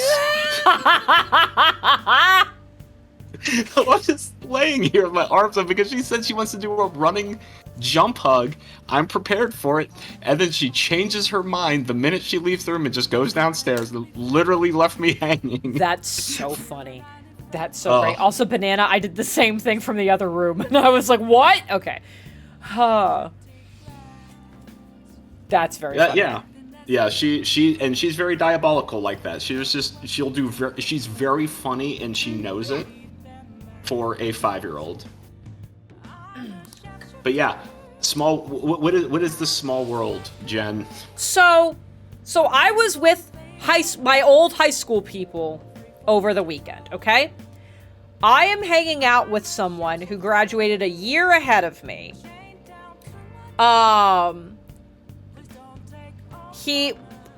We went to high school together, okay? Okay. He is currently a band director, or not a band director. He is an instructor at a college, a small college in North Carolina. Okay. He knows Connor. Wow. Connor. Our Connor, photography Connor. Airplane Connor? Airplane okay. Connor? Ruined Stardew for you, Connor? That yes. Connor. Yeah, completely ruined. Yeah, I'm not bitter about it anymore. I've moved on. Connor is apparently a drumline guy. I feel like I somehow heard that like a decade ago in the back of my head. Connor is the drumline instructor under the high school friend. No. Yes! Me logging into Facebook for the first time in several years while I was trying to, like, figure out, like, all the, like, who was coming to the band thing and whatever. Like, all of these things. Like, I ended up on this guy's page. It was, like, mutual friends, and there's Connor. And I'm like, what the fuck? How do we both know Connor? And given the circumstances, I'm sure it's weirder for my friend to be like, how do you know Connor, than it is for me to be like, how do you know Connor? Because I'm like, oh, I know Connor, like, lives in that state. That makes sense. Me knowing Connor has to be the wildest thing to him. So we're all, like, hanging out at the little, like, picnic between the rehearsal and the concert, and I was talking to him, and I went, hey, weird thing, I heard you know Connor McRae. And he looks at me, he goes, what the? Yeah, I know. He's one of my instructors. How do you know? So we got to, like, have that conversation. It was the wildest overlap in Venn diagrams. Yeah. So, like, in your mind, what was the easier way of explaining how you know Connor? What I ended up saying was that I know him from when I was, like, working conventions, that we worked the same convention circuits. That was the easiest way for me to explain. I was like, yeah, he was, like, the photographer, and I was, like, running the teams that were, like, helping manage, like, talent and whatever, so he was around us a lot because we had the important people with us. That was the easiest way for me to explain it. So yeah, and he was like, oh shit, yeah, I remember, yeah, I know he does photography. That's wild. And so it was the weirdest thing. It was the weirdest thing. I was like, I don't know how this overlap has happened. I sent Connor a message, and I was like, hey, guess what I learned? It's like, yeah, like, we work conventions together. He's a subscriber to my Twitch channel, and he ruined a game for one of my friends because he has chronic flight problems. Yeah. Okay, so I can't actually leave, I guess. I can't hang out with Sojiro. I don't have the stuff to make a permanent lockpick. I don't have a crossword puzzle, so my stats are maxed out. So I guess I just make more fucking coffee or curry. I guess so. Let me hang out with you. Let me do the thing so I can make better curry. There's plenty of stuff for curry in here. Well, you know, it makes sense because you don't want to go outside and get spotted by someone like the future prime minister, maybe, who also put you away for self-defense. Yeah, like, it makes sense that I can't leave. But again, it's me being mad about the illusion of choice, and it also not letting me hang. Like, I have like 3 options, and it's like, no, you can't actually hang out with Sojiro. So, enjoy being trapped here on house arrest. Oh, Jen, you know, I know you're upset that you can't leave, but I have a very quick story that will make your heart swell 2 times. Oh, damn. Good night, JP! I miss you already. I got to meet JP and Sarah's dog. It was the floofiest dog. Oh my... Jen, your abilities to predict the future extend beyond Persona. Oh, you talking about a dog? I was about to talk about a dog. Perfect. A very floofy dog. So, about a week and a half ago, I guess, yeah, 2 weeks ago now, just a youngest daughter's future elementary school was having a kindergarten popsicle party. So it's like incoming kindergartners could come with their families, get popsicles, play on the playground at the school. Hold on, I have to interrupt you real quick. JP, boop Jed and Snoop for me. Also, I guess boop Sarah while you're at it. Just because it'll cause confusion. Okay, you can continue your story now. Yeah. So, kindergarten party, parents can meet other parents. And well, the nice thing for just the youngest daughter is that her sister, just an oldest daughter, goes to the school already, and a lot of her friends have younger siblings the same age as just the youngest daughter, so she already knows a bunch of these kids. One of her friends came to the party, and they brought their 7-week-old Bernese Mountain Dog. Oh my god! I hurt my throat. This little puff of fur was like brown and black and white, and was just the chillest dog. Just being, it needed to be carried everywhere because he's so little and tired, but so floofy. And let me tell you, there was a bigger line to pet the puppy than there were for popsicles. Oh, I'm sure. And I know the parents of the. I know the parents of this family, and I just lean in and I'm like, "Hey, Jim, this is a great way for your daughter to make friends. She's the one with the cute puppy." And he goes, "I know, right?" God, 7-week-old Bernese Mountain Dog. That's what's funny is like even at 7 weeks old, that dog has to be like, I'm thinking of what Griff looked like at 12 weeks, and this dog has to already be like at least 2 times as big. Yes. He was, you know, he had the hallmarks of going to be a big puppy, like the big awkward paws. Oh, but yeah. But he still flew and just like perfect for all of the children there, because this dog was just like, whatever, go ahead, pet me. I can't even feel it. Yeah, Bernese Mountain Dogs are very chill, very good family dogs. Mm-hmm. Gosh. But yeah, that's how you make friends. Big, floofy, cute puppy. It can confirm. Yes, 100%. Goodness. Okay, what else did I have? Because we're not talking. Good night. Good night, go Tangs. Yeah, so I had the concert, all that. It was also wild to see so many of. It was really cool that like the current band boosters, the current band parents, like helped put together the picnic and stuff. And it's like I really appreciated, like, we're not even your kids anymore, but like they were like, we know what you did for like helping build this program, so like we want to put this together for you. Like I thought that was still really cool of them to do. They were wild, but it was so weird to see like my high school friends' parents also came. So it was crazy to see like Sarah's parents and Laura's parents and see like. So many of them look the same, and so many of them I'm like, oh, you did get old in the last 20 years. You peaked in the Ark of the Covenant. Just a quick peek. Yeah, some of you did not age super good. I don't know if I think Sassy's still here.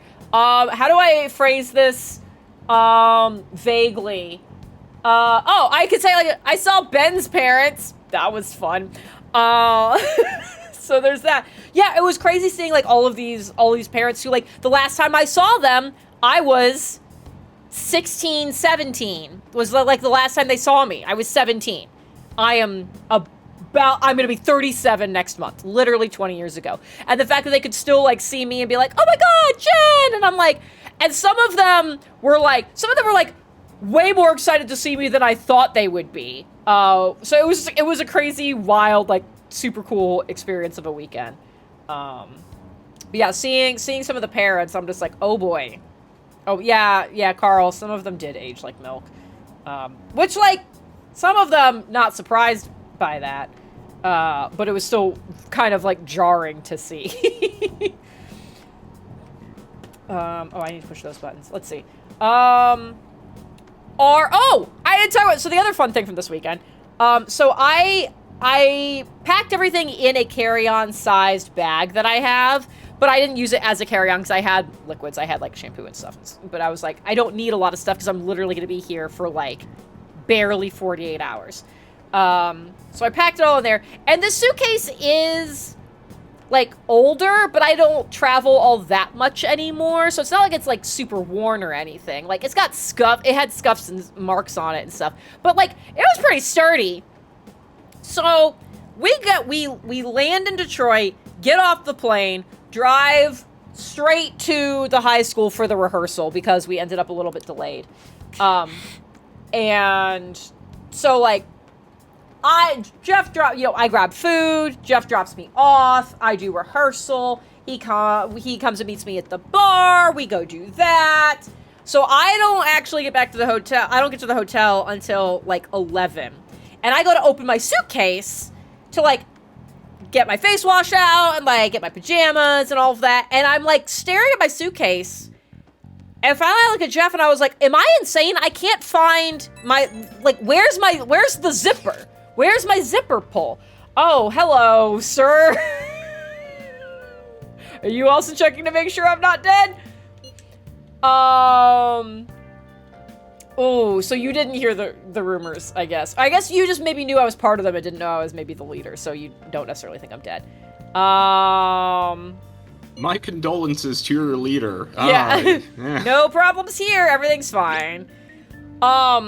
So I was like, I can't find where my zipper is. And Jeff comes and looks. He's like, okay. He's like, is it this? I was like, no, that's the one to like expand it. And finally I realized there's a small gap in my zipper, in like the actual like zipper like teeth. And I went, oh my God, my zipper pulls got, with the lock attached to them, got completely ripped off at some point.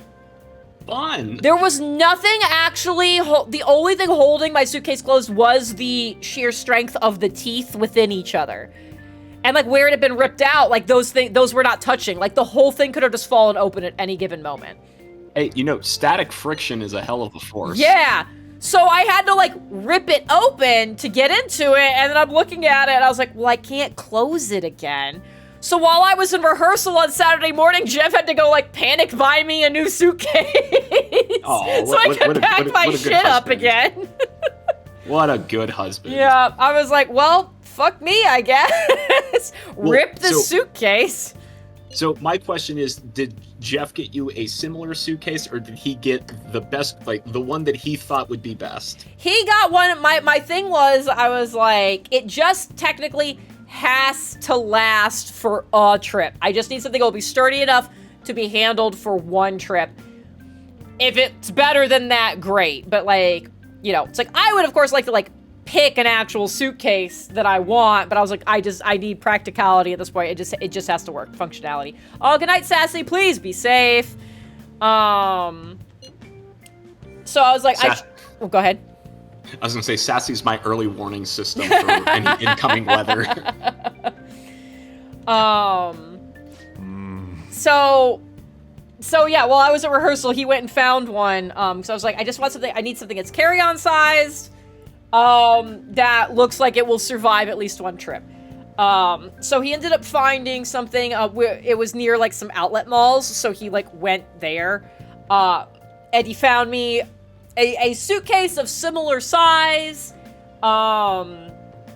It was weird. It like putting it up next to the one I currently had, it was technically bigger, but I could fit less stuff in it. It was like a much tighter fit.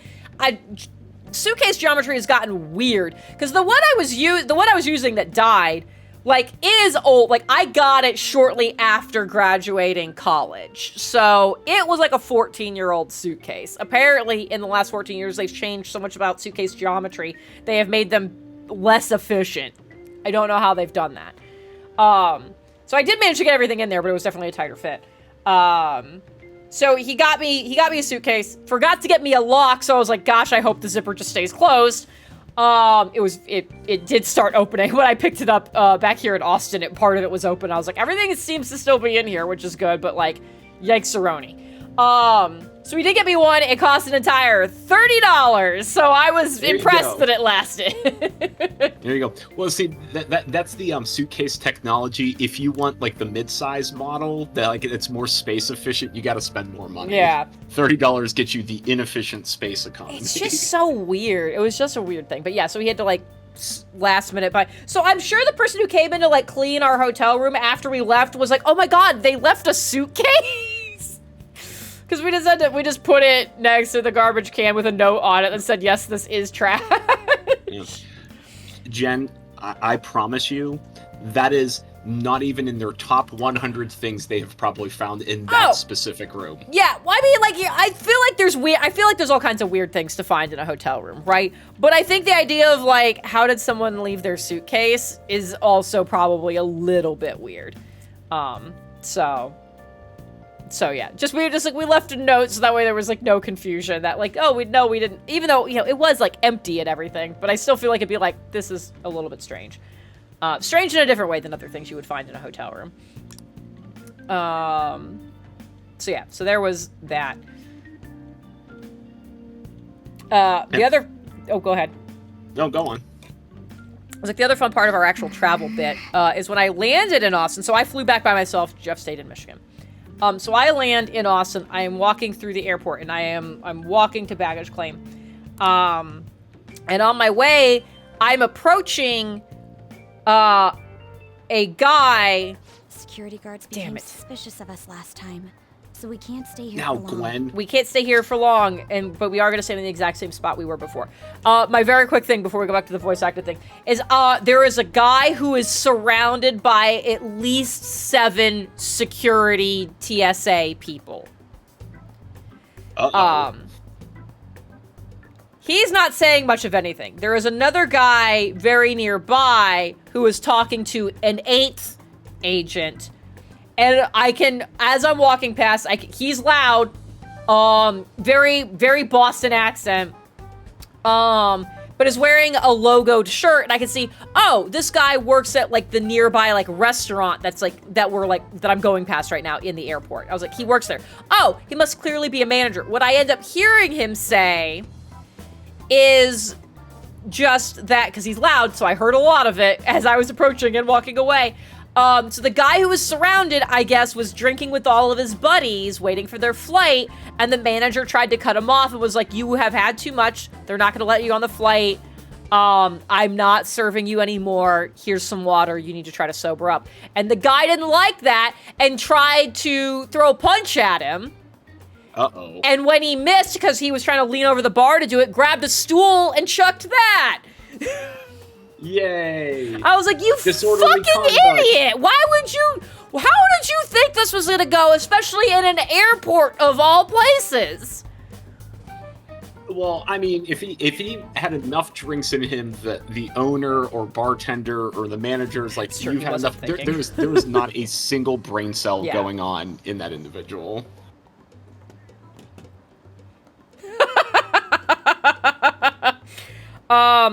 I just want everyone to know that when JP left, I told him to boop Jedden, who is their dog, their big old floofy golden retriever. I said also boop Sarah too, because why not? I did get a text from Sarah that says, I was so confused. I was not in the room when the boop request was made. Perfect. She just knows that John walked in and booped her and then left. Perfect. I love it. God, I was so glad I got to see them this week. I haven't seen them... God, yeah, I haven't seen them in a decade. It was so good. It was so good to see so many of these people. But yeah, Sarah and JP and Laura are my ride or die crew. So, it was so good to see Laura. Don't think I've hugged someone that hard in a very long time. So that was great. And and JP and Sarah are great. And then I got to meet their dog. Go, so good. I got to meet Laura's dog too. I met so many dogs this weekend. It was great. They were all big and floofy and lovely. Okay, back to VA. But we still have no hit. Think it's a barrier after all? No, I think we're just stupid. Where'd your enthusiasm from yesterday go? Shut up. The real game starts at 2 outs. Enough chatting. You should only be thinking about the keyword. Yeah, I don't know if Mercer's gonna know a baseball reference. The citizens are secondary. He only cares about his own well-being and that of his lackeys. I don't actually think he cares about the well-being of his lackeys, though. I think he cares about making sure they don't get caught doing his bidding. I don't think he actually cares about their well-being, though. He wants to become prime minister, even if it means trampling on others. Fortune, rich people. The stock exchange. Hey, can you think of anything based on what you've heard from him? Just try saying anything. It doesn't matter if you guess. I'm not even I just realized, like, I know I'm supposed to be wearing my uniform so that way I don't stand out against them, but I am not wearing a hood or anything. It's just, my face is fully out here. Incompetent fools like you just need to shut your mouth. Yeah, we're talking about steering the country. It's like a ship. I said the set sail in the ship thing. I said that. Steer? Fucking hell. It was a Yay, the brain cell bounced back to you. I stopped yelling about the ship because I was like, clearly we must have tried that. What? The Diet Building's a ship? Oh my god. What kind of scenery will that be? The actual building's on land. Yeah, there's docks. I can't even begin to imagine what it will be like. Well, whatever it is, looks like there are no barriers. I mean, why are you so like, oh, it's on land? We went to a fucking spaceship for one of them. It doesn't matter. Yeah, and then a floating bank. Let's hurry up and go in. Oh, the bank was floating too, wasn't it? Yeah. There's a lot of themes of just floating. God. Seacaster Manor, yes, absolutely, Carl. Get closer to the wall just in case. All right, do it. You want to do it right here? You want those cops to just watch us vanish? What the fuck? We're all so stupid. Did anything change? We went in, right? Security guards seem to be gone, but it's difficult to tell for certain. Well, also, like, the big iron fence is gone. So This there's seems that. to be similar to what happened with Sis's palace. But this time, the Diet building remains unchanged. So that's not where we need to be then. The gate wasn't open earlier, though. Okay, then maybe it is. Wait, look! Mona's appearance is different. Yeah. That means we're definitely in a palace. And he just definitely doesn't think we're a threat, which is good. Which is really good. Let's go take a look.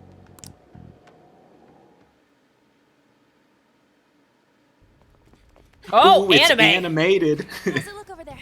See anything? No, it's totally normal. I'll check it out. What the heck? What's up, Futaba? Futaba? That was not a good angle for Ryuji and my crotch. The hell?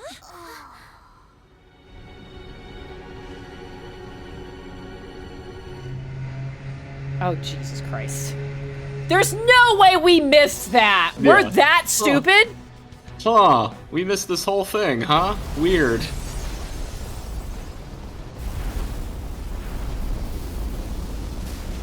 Come on, make an I'm a king of the world joke. He alone will survive. That's what this cognition is about, huh?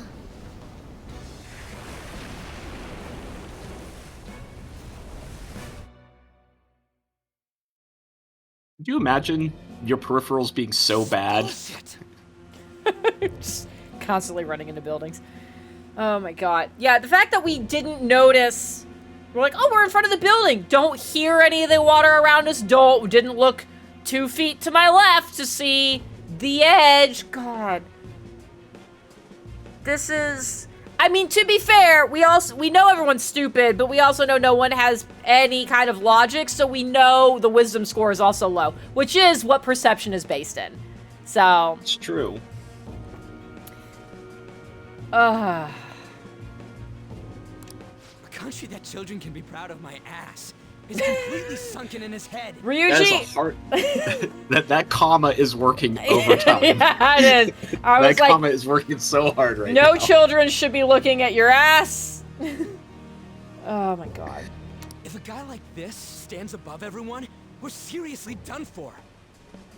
This boat is moving real fucking fast. This is beyond ridiculous. His cognition has places to Same be. goes for Akechi. He should have seen this scenery as well. Yet he still aided Shido.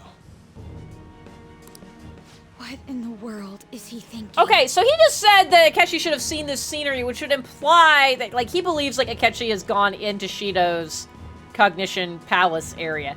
I don't know if he would do that. Like, if he was truly the investigative detective type, absolutely, you'd want to see what you're fucking working with.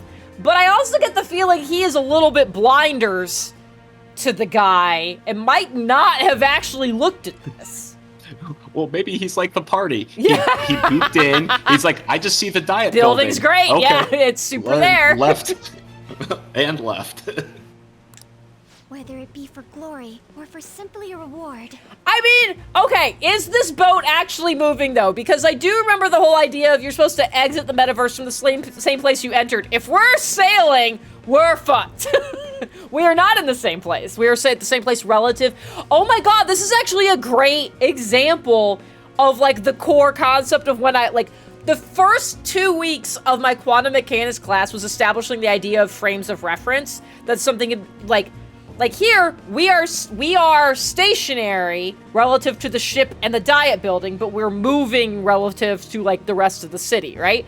But in the frame of reference of the city's staying still and we're moving. That's frames of reference. There you go. That's the short and dirty version of it. So like, if this ship is actually moving in this world, I don't know how we get the fuck back. Although logically, clearly, none of the buildings can actually be moving relative to the real world. So this does become a little bit interesting. But, frames of reference, very important. Are we fucked?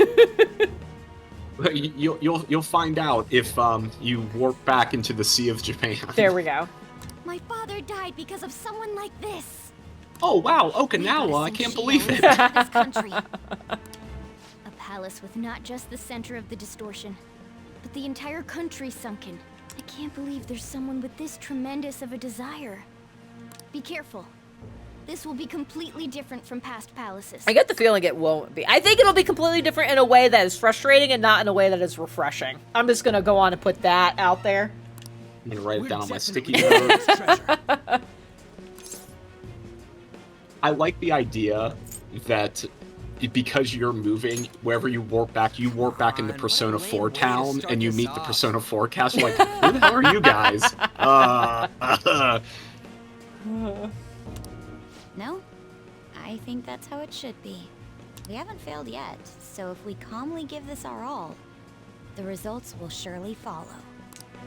We must put an end to this by December 17th, the day before the election. Yeah, plenty of time. Let the infiltration begin. Time to pay him back for setting us up into a trap.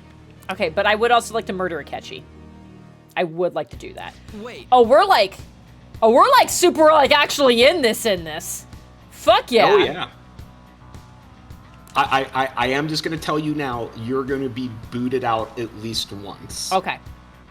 Just setting expectations. Okay, so here's my concern though with you saying that. Is you said that, I can't remember at what point it was in the casino. You said that for the casino and it did not happen.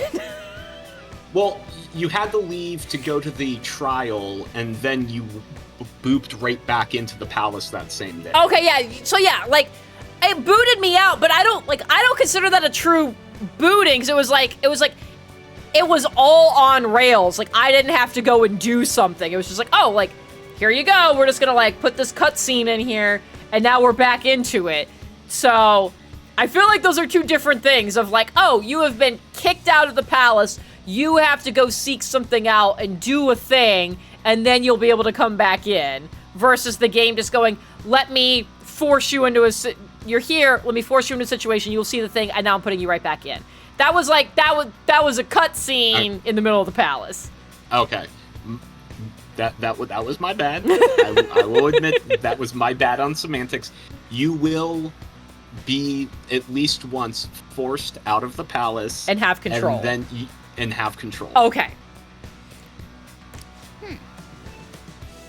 Yeah, you're like, oh, you're gonna boot it out. I was like, oh, cool. So I won't work. Because I think it was also in reference to like, do I need to prep any of this stuff? And you're like, no, you get booted out. And I was like, okay. And then it put me right back in. And I was like, okay, this is fine, probably. You know, I'm human. I am liable to err as much as the next person. No, sounds fake. All right, we're fucking here. Who's in my party right now? Well, I have Ryuji because I thought I needed him, and I actually... Oh, but I do need another person because I don't have Akechi anymore. I think I take Haru. Haru sounds like a person I take.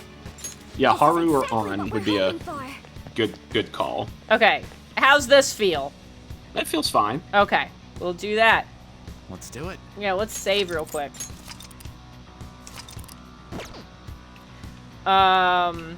Final story from the weekend, because I kind of forgot about this until I pulled up my little list. Indeed.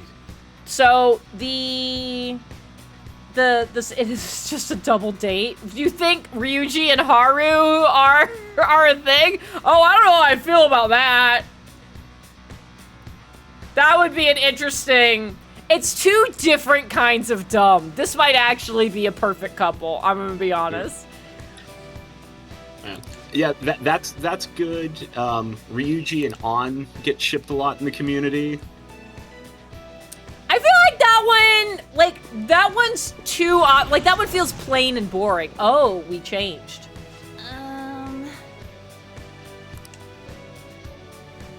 Oh, because he sees, like, is everyone a threat? Everyone else is a threat?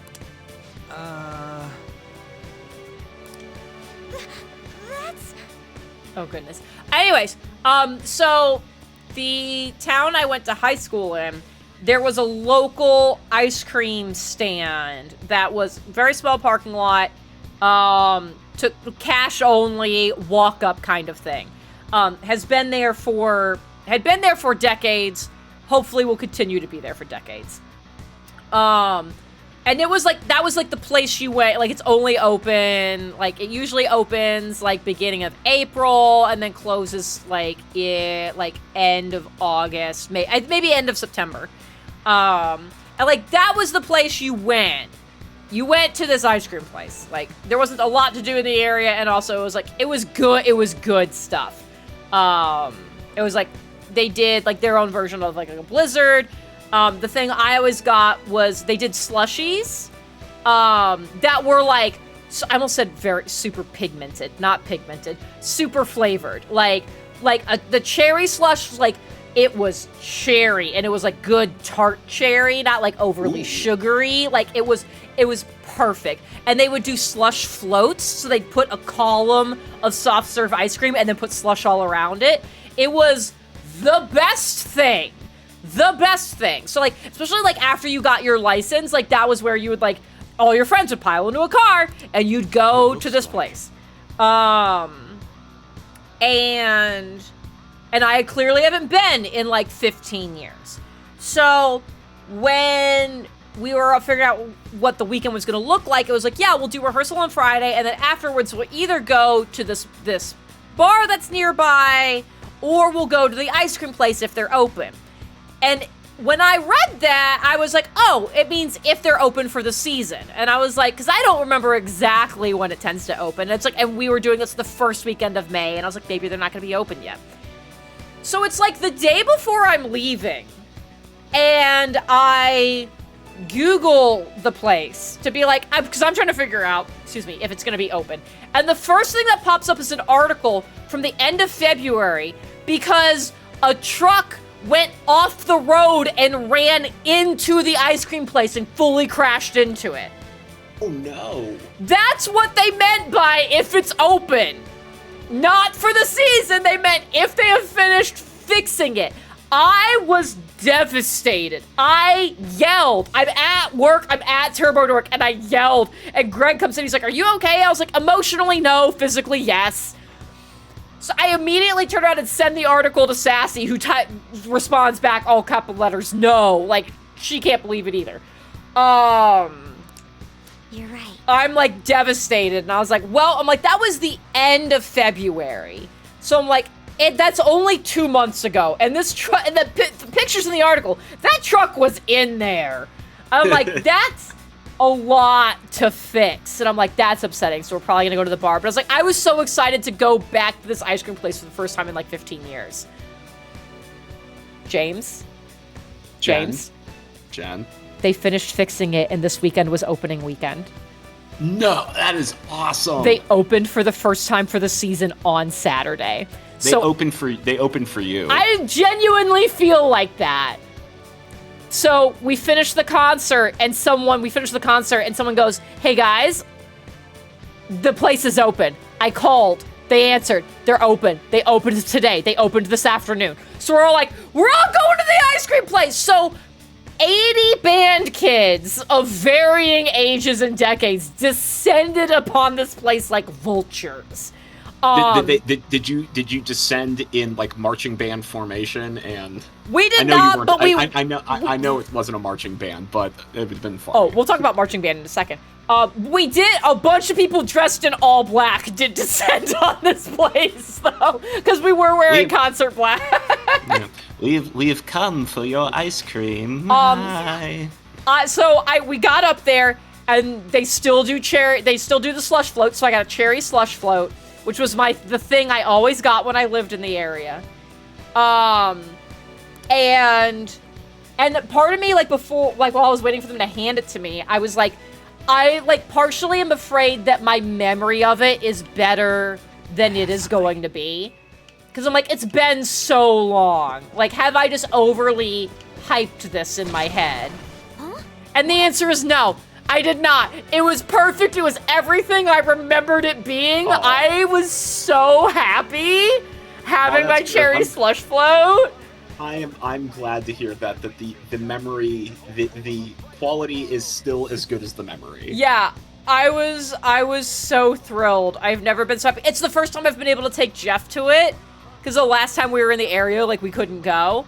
So, like, it was me introducing Jeff to the place that I formed so many memories when I was younger. It was phenomenal. We had a wonderful time. It was delicious and tasty. I could not believe that it opened that day. It was wild, and I was so thrilled. I'll use my persona. Oh, yes, you will, Gwen. Nuke the weird lion guy. Okay. That's fine. Oh, thank you, Carl. This weekend, I can't remember the last time I cried so much for happy tears. I cried during the concert because I told everyone this earlier, my favorite piece from playing in high school, we got to play it during this. I did bully the director into it. He was gonna skip it, and I and I was like, please no. You just I'm just gonna talk to him. I'm just gonna talk to him. It was it was big energy of that happening, 100%. Yeah. Okay. What if we figured out with you? Hold on. No, I want to know his stuff. Okay. We will try literally anything else. So I'm gonna try fire, ice, or wind. Hey. We'll pants him. Sure, that's fine. I still like that Gwen has cinder blocks for gloves. Oh yeah. I still think they look like the meat tenderizer mallets. Oh yeah, I guess they are. How's this? Which is a wild thing. Yeah, I cried so much over the course of the weekend because it was so cool to just, like, reconnect with all these people, to play under that director again, to play, like, one of my favorite performance pieces from while we were there. Oh, we were supposed to go back to marching band because you made the marching band formation joke. So apparently at one point, because I don't get on Facebook, I didn't realize that he had, like, floated the idea of doing this alumni concert, like... Is this a show of sorts? Mr. Shido never fails to keep his guests entertained. All your dresses look stupid. Indeed. Those Indeed, they are stupid. Ship are all on the winning team. I hate all these people. What is with these people? Why do they not feel any danger after what they just witnessed? It seems they think no harm will come to them because they're here on Shido's ship. They're not even sensing the danger. Come on, let's make him see what this ship really is. Just run up and punch one of them.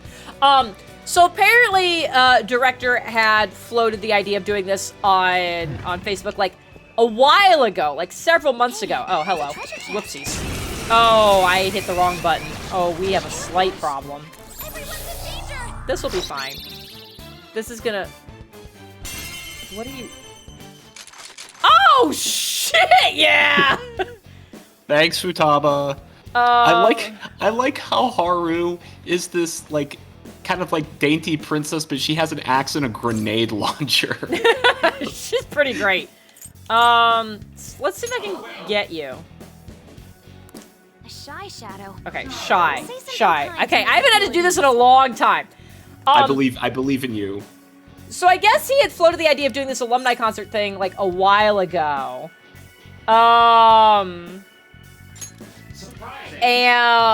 like, I guess mentioned the idea of, like, trying to do, like, this concert performance, but also was like, maybe, like, a marching band one. James, I would go fucking feral if we did a marching band reunion. I don't know how you realistically do that, because there's no way for anybody to learn drill in that short of a period of time. But then Jeff, like I mentioned this to Jeff, and he made like an offhand comment that I then went feral for and went like, I went completely off the deep end with it. The idea, if he planned it far enough in advance where he was like, hey, who could come to band camp as an adult for like this week? If I give you like a year or more's notice, who can get this week off of work? I would absolutely do band camp as an adult. I would absolutely go to band camp and learn drill. I would even, like, as much as I loved being a drum major, and I would fucking kill to do that again, if it was like, hey, clearly we also only really need, like, maximum 3 drum majors, and there's 3 other ones, I would march again. The idea that I could do band camp as an adult, band camp with alcohol sounds like the coolest fucking thing. I would do that so hard. Oh.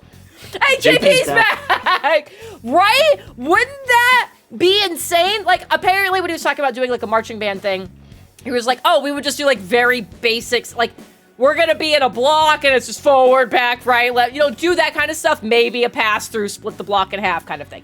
And I'm like, yes, but also maybe adult band camp for a week. You know, I love the thought that as you were forming this idea, telling me JP heard it on the wind. He's like, I need to go back. Something glorious is about to happen. Right? I don't even know, JP, I don't know who you are, but you sound like a wonderful person, and I think your wavelength connected through the universe. God, here's some backstory about JP for you. Okay, I'm ready for the backstory. So Laura's my best friend. Laura's your best friend. Laura's my best friend. We met in high school. She ended up being the, oh my God, skit night. Oh my God, adult skit night would be fucking great. Okay, anyways, so Laura ended up being the drum major under me. And we became best friends. We were each other's maids of honors, all that stuff. JP is Laura's brother. Okay. So there's that. JP also married. Like, Sarah was someone who was my year, so Laura was a year younger than me. Sarah was my year. We were friends from just, like, other classes and stuff. I love Sarah dearly. JP ended up marrying Sarah. We've got, like, a whole thing going on. Yeah. Okay, so it's almost like slightly friend incestuous. But, like, in a way that worked. Like, yeah, in a good way. In a good way. Yeah, like the Habsburgs. Like, it worked out well. Yeah, like, their relationship kicked off at Laura's wedding. So, that kind of thing. Yeah, it's fucking great. So, yeah, so these people are they're all my family, from a tangential thing. They're all literally family, and I'm, you know, the cool aunt on the outside. Yeah, JP, didn't really know Sarah in high school, like, knew it was, like, a friend of mine. I was like, okay, they're there. They're also in the band. And that was it. So... It's funny how everything works out. JP's great, Sarah's great, Laura's great, everyone's great. I would love to do adult marching band. There we go. So good. Let's make it happen. Maybe you can bully your band director into doing that.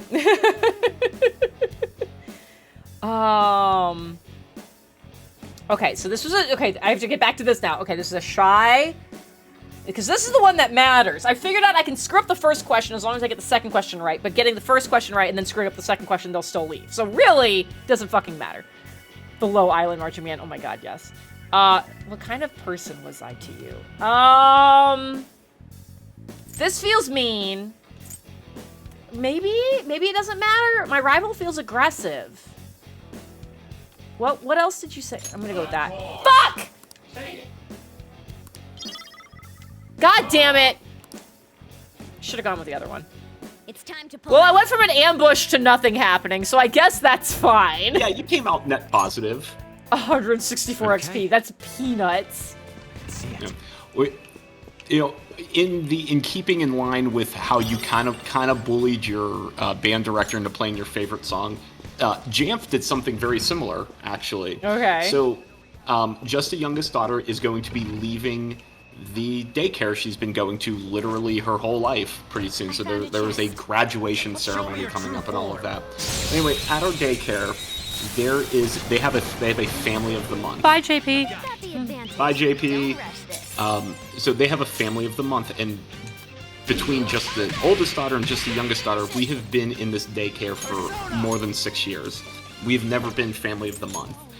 And like, it's never something like we've actively tried to do, but I mean, we've always been very like generous with the teachers that our children have had, because teachers don't make enough. Even especially daycare workers certainly don't make a lot. So like around Christmas and like other things, like, they take collections, or like, oh, here are things that your teachers would like. These are the things they're interested in, and then you can get them like a Target gift card.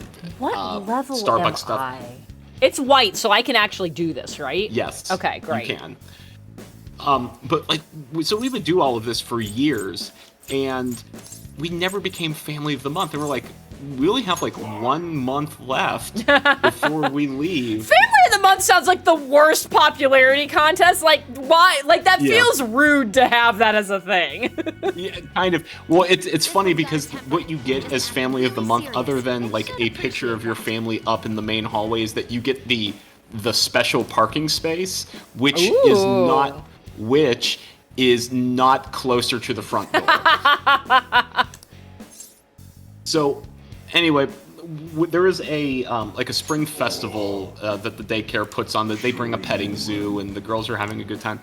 And Jamf, like a boss, goes up to the owner of the school, and she goes, "Hey, so-and-so, was just curious, something like we've always been wondering, like, what does it take to become family of the month?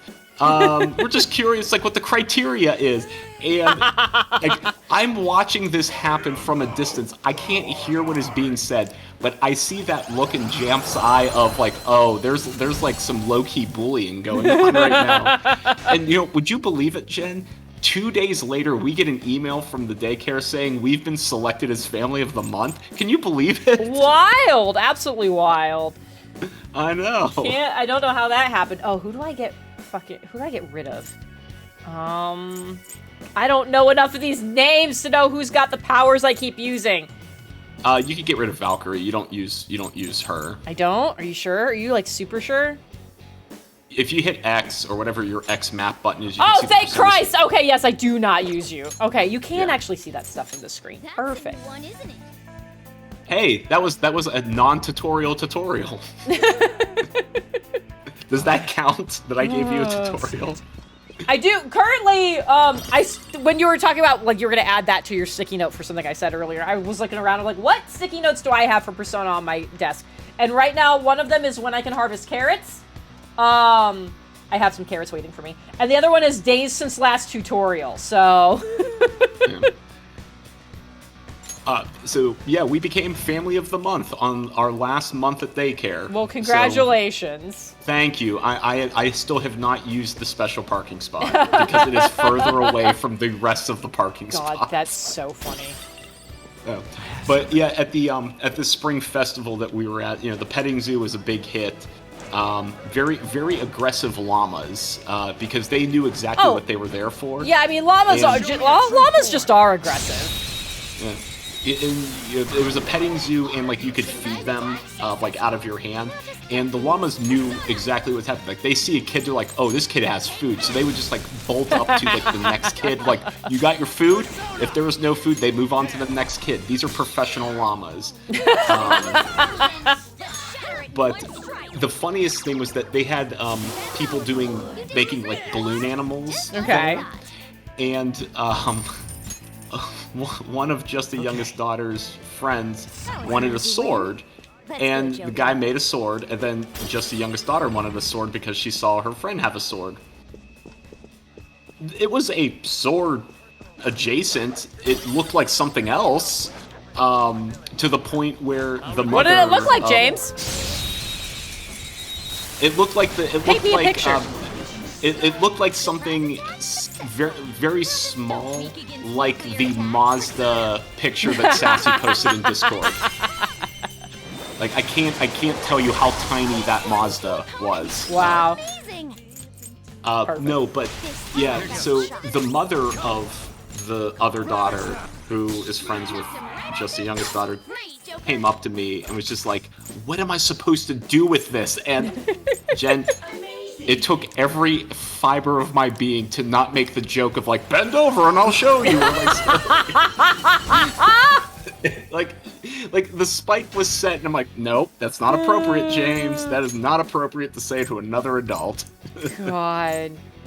But yeah, so just the youngest daughter brought her sword home, and just Jamf and I are looking at like, can we just like, oh no, it popped overnight. Sorry. Okay, I think I'm getting rid of this guy. Oh, you're getting rid of Dark Vasile? Yeah. Well, Dark Vasile is Okay. kind of useless, so interpret that how you would, how you want.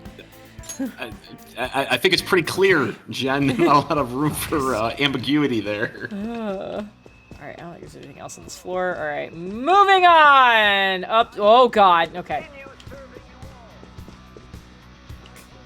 That's not a good picture of that guy. Alright. Jen, do you have a putt shack in Austin? Do I have a what?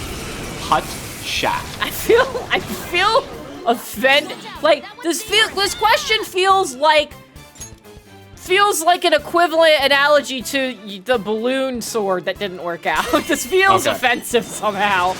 Okay, maybe we'll get there. So it is a chain of Dave and Buster adjacent buildings or businesses.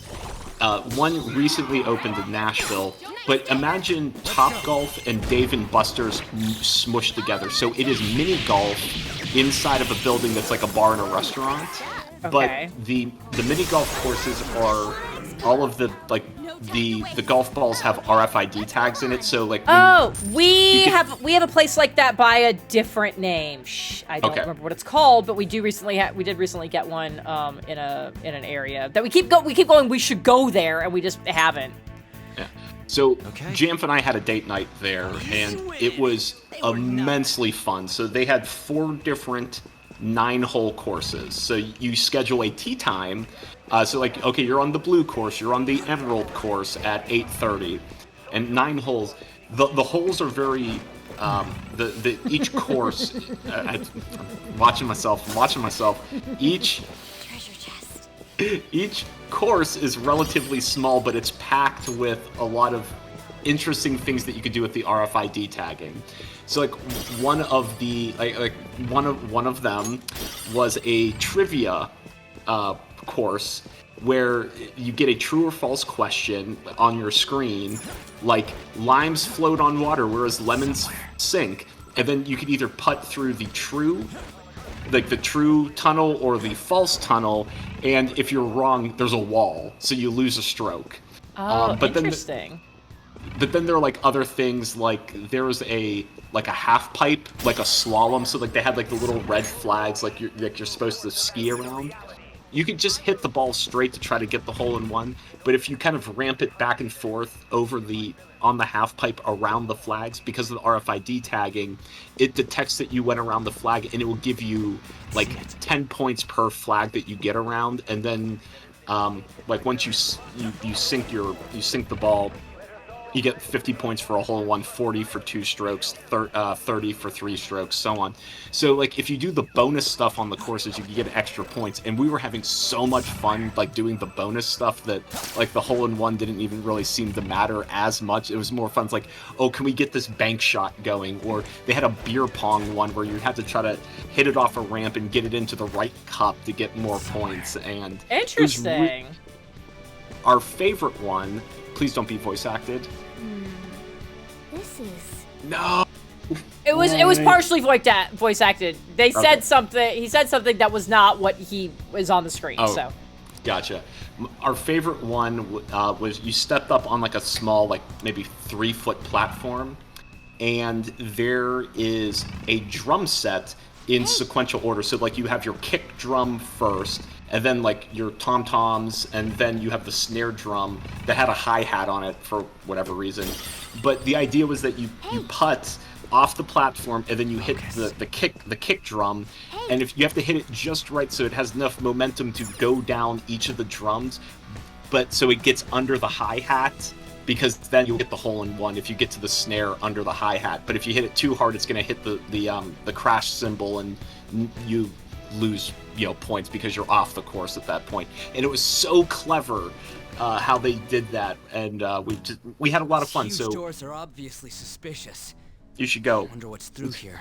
Okay, anything else you want to say before I click any more buttons? Okay. I'm done. Go. Okay, cool. Yeah, that sounds super awesome. Yeah, and I wanna try to go to the place. I was hoping Chloe is still here, and so I sent her a message to be like, "Hey, you're supposed to be leaving soon. I think we should try to hang out this weekend." And like that was a place that was our equivalent of that was on my radar. But she hasn't answered me, so maybe Jeff and I will just go. You should. Yeah, do it. It is a lot of fun. If it's anything remotely like the Putt Shack. Yeah, I hope it's like that because that sounds great. There's slots to stick in something like a key card.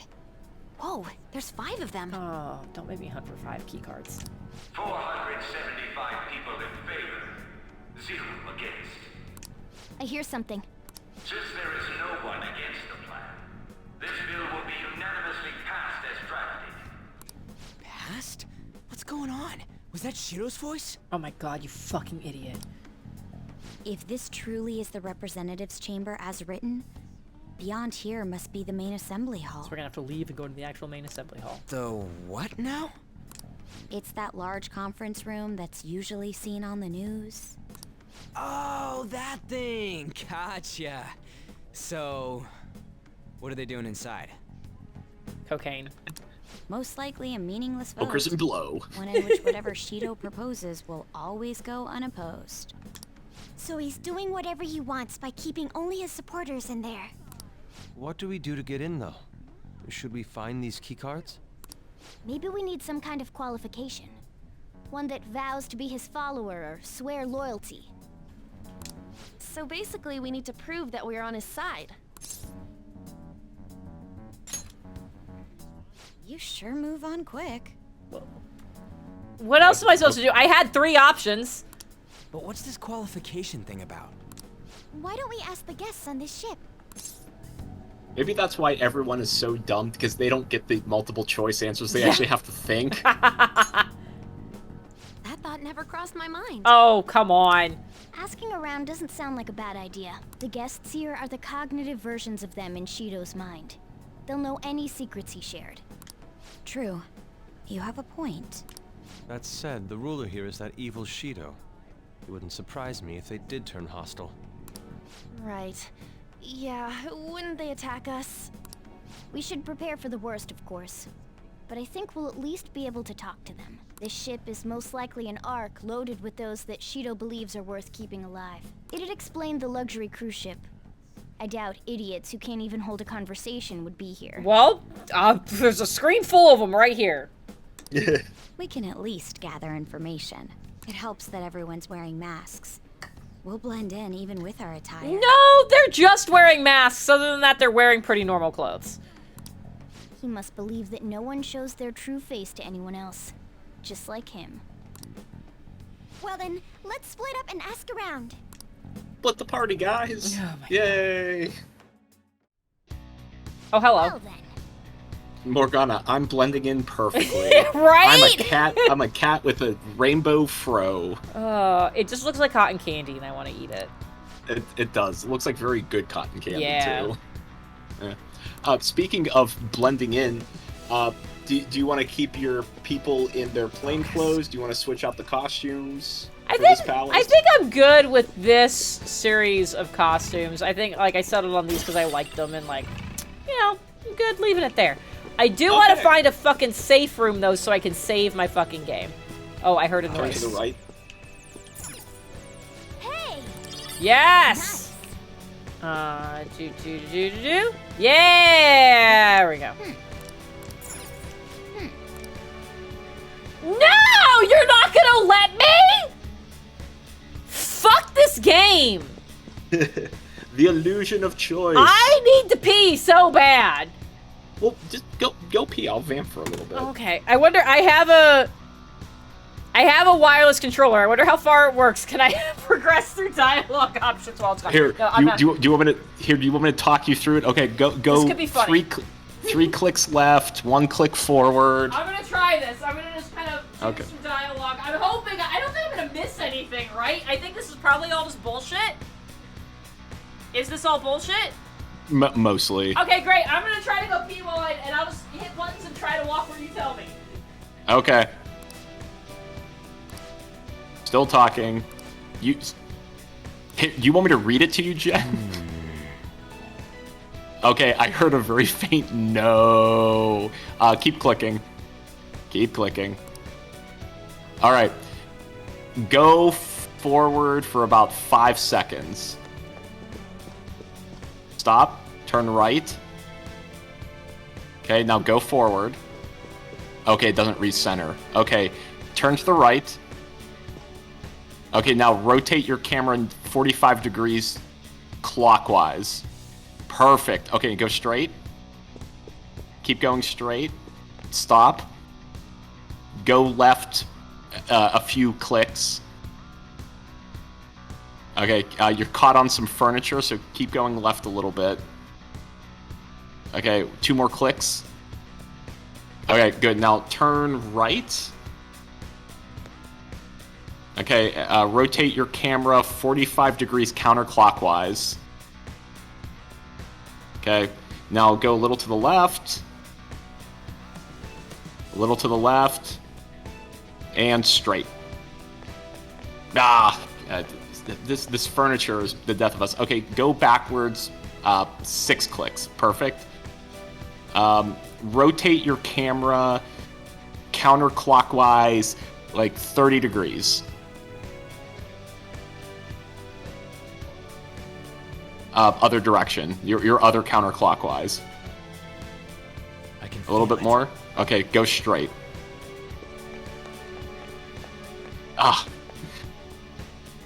We're so close. We're so close. Okay, go to the right. 5 clicks. I'm coming back. Hey, you did pretty well. You did pretty well. You did pretty well. So yeah, it was one of those things where you're like, go counterclockwise. And I'm like, okay, is this a camera inversion thing, or does it actually? I was like, I couldn't remember how the sticks worked. The first time it was spot on, but yeah, no, that wasn't too bad. You got halfway across the floor, which is very good considering you were a room away. Yeah, that was. I'm pretty happy with the fact that I got somewhere. So. Yeah. And you didn't miss any important dialogue. All right. Oh, that's probably not where I want to be right now. Oopsie doodles. All right. So, anyways, we're back. Everything's great. Talk to you. Blah blah. Let's see. Blah blah blah. Let me pull up my. Jeff made it to Detroit, so that's good. Yay. Jeff. Okay, I think I talked a couple of weeks ago about Jeff's Spotify playlist. So he doesn't like listen to any predetermined playlist. He always listens to like Spotify's like, oh, we built you your weekly playlist, your daily playlist, whatever it fucking is. He just listens to that, which I feel like it very quickly becomes a snake eating its own tail, because it's like he listens to the things on that list, so then it goes, oh, you like this stuff, and we'll do this. He got stuck in a weird loop for a while. So yeah, so there was he kept getting like the Whopper song, which if you know, you know, and if you don't, there's no way I can explain it to you. He was getting the Whopper song for a while. He's like, I don't understand why I'm getting this. So he kept like trying to like listen to other stuff and liking other stuff, so that way he would end up on a different list. And for a long time he was getting video game remixes and like swing music for some reason. And so sometimes he was getting like video game like covers as like swing music, which was also cool. Related, I did recently hear a Gerudo Valley remix done in the style of like, it was literally like Gerudo Valley if you're in an old western saloon. And it really was. I mean, I think that fits perfectly with the Gerudo aesthetic. It was great. It was a wonderful cover remix thing. So that he's getting video game remixes and swing music, and sometimes video game swing music, and he's like, I don't understand how I ended up here. So then he tries to like very specifically try to reset that algorithm. And while we're going to the airport, he was like, good news, I reset my algorithm and I don't get video game covers and swing music anymore. I was like, that's good. He goes, you want to know the bad news? And I go, what? He goes, the fucking Whopper song is back. Oh. Apparently he has 2 modes, and they're swing music and Whopper. And there's no in between. I laughed so hard that he managed to come full circle back to Whopper. You know, you can take the Whopper out of your playlist, but you can't take the playlist out of the... you know what? That sounded more profound. I gotta workshop it a little bit. Sorry about that, everyone. It was great. So yeah, so his Spotify is just like super broken, which is makes me laugh. And here I am, I've been listening to the same, like, I have like 3 playlists I cycle through, and those playlists have remained largely unchanged for like years. You know what? You and I are cut from the same cloth, and it drives Jamf crazy to the point where I need to put my headphones in when I listen to my Spotify playlist, because it is like Spotify is only for video game music that I like to listen to, while not playing a video game. So the list only grows of video game music, like stuff doesn't get purged. So my 3 playlists on Spotify that I listen to, actually I created a 4th one recently, but it's still video game music. The first one is just called, like, that's what I call video game music 3.14. So, all my favorite video game music. Then I have my workout playlist, which are just the more high-energy video game music while I'm working out. Then I have Emil's playlist for getting into D&D mode. And then my last one is, surprise, it's video game music, which are songs that are like either swing covers or jazz covers of popular video game pieces that to an untrained or an uninitiated person would never think this is video game music. Joker. And those are my 4 play to add to the point where I now to my wife, and not in a good way. Still, this is a surprise. Oh shit. All the cognitive guests in this palace seem like real humans. The casino earlier looked pretty real too, but talking with these guests was a whole nother story. You have that right. This ruler's observational skills and insight are off the charts. Shido's a formidable foe. Come on, no need to freak out.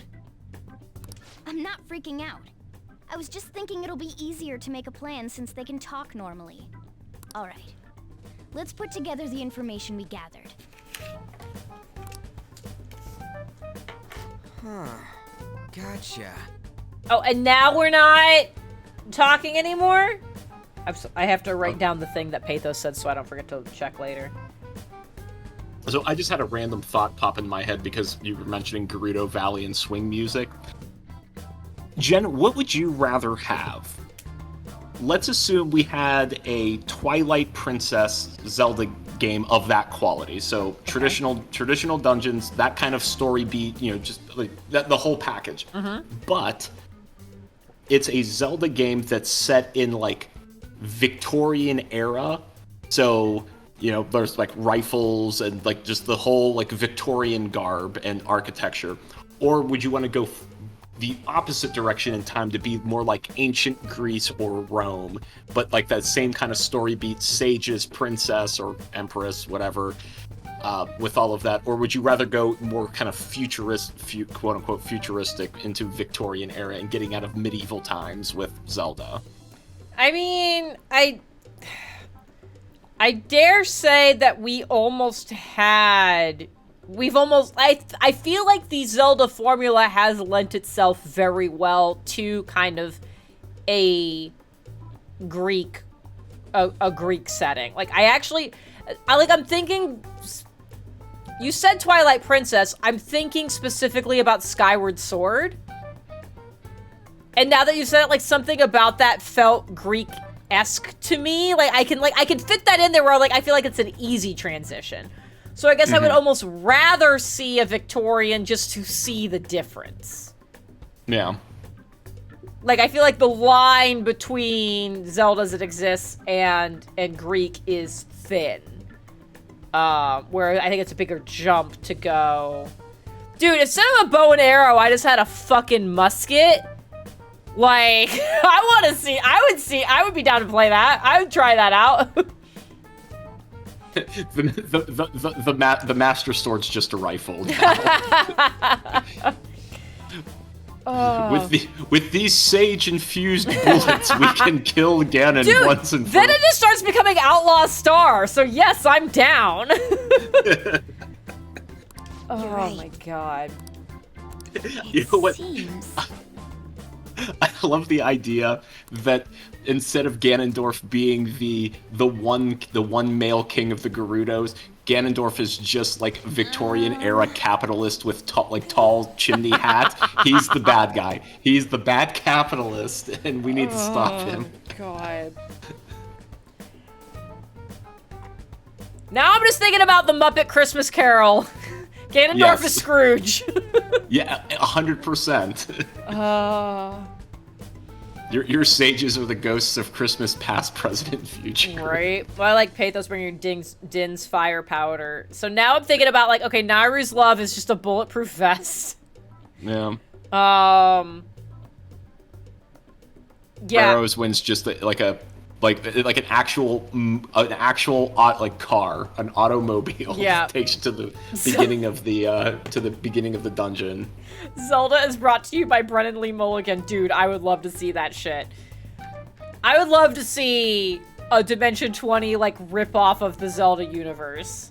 I would be down for that. I would trust Brennan with that shit. Mm-hmm. Please hear me out. I have a bad feeling I'm supposed to be paying attention to where I'm supposed to find people. I don't think it's going to put it on my map. Part of me would like it to put it on my map. But I don't think it's going to. The good news is that in this particular palace, if you ever come back to a safe room, you can discuss all of the intel that you have, what you need, and where to find it. I don't want to have to do it again, though. Okay, so let's see. We've got this dude, restaurant, at night,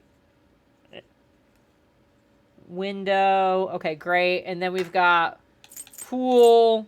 Okay, great. TV station. Okay. Good night, Metric. Oh, good night, Metric. Yeah, we're probably gonna be wrapping up here soon. Because it's almost 10, and I have to go into work tomorrow. Slots at night. Okay, well, don't tell me about the TV station then. Slots at night. Hey, listen. Okay, and president of IT company, great. In his room. From exclusive hallway. Oh, God.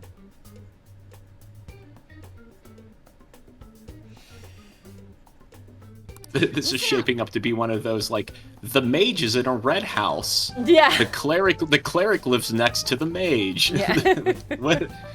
The greenhouse is empty. Bob only uses an axe. I love those puzzles, though.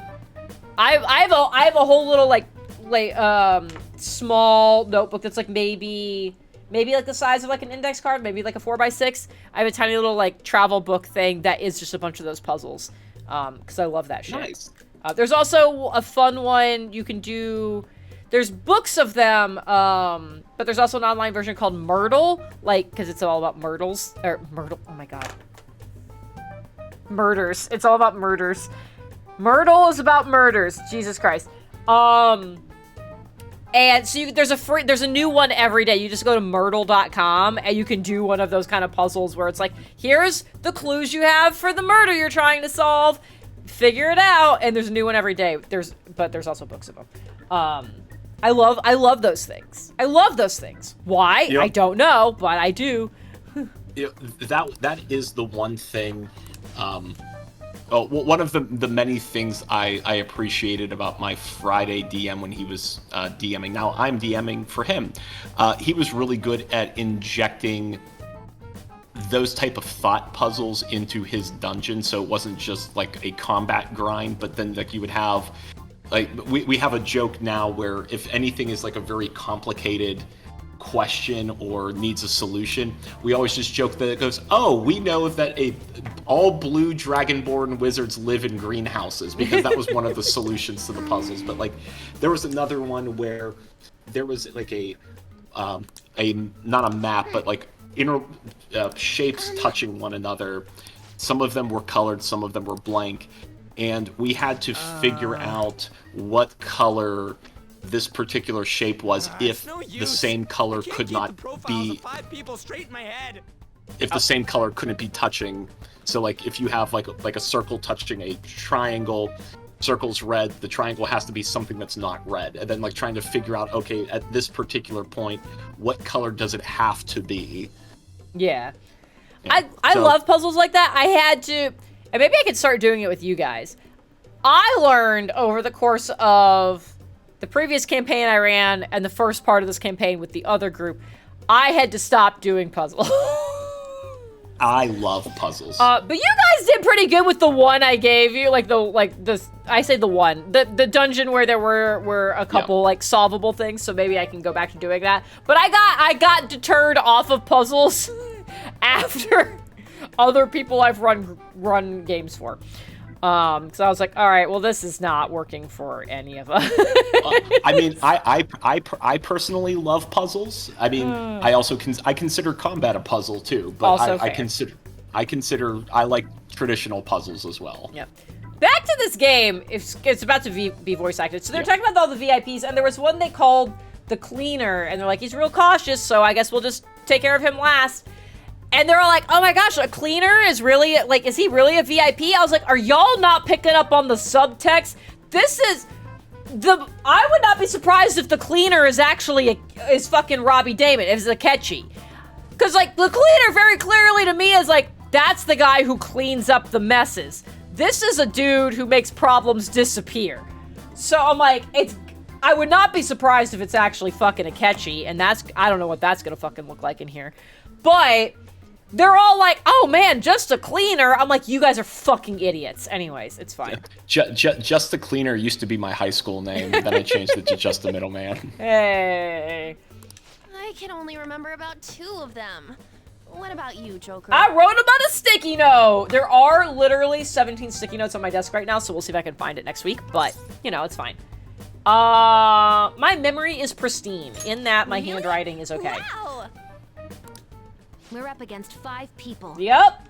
The politician Owe, a former noble, a TV station president, an IT company president, and a cleaner. Yeah. God, you guys are dumb. Oh, Joe, I know it. I know why you have I hit the too many buttons. I know why you have a disco bathroom sticky note. It's because of a story I told about Jeff when he was traveling in Europe. He went into a bathroom at a bar they were at. And there was like a big red button, and he pushed it because he needed to know what it did, and a disco ball came down and started like doing like a whole dance party thing. That's what it was. That is awesome. I remember this story because I remember you going, I'm gonna write that down. Jeff needs to do that to your bathroom. We could do it in our half bath. That would be very funny. I should send him a text after this. We get certification from them and obtain letters of introduction that'll serve as keycards.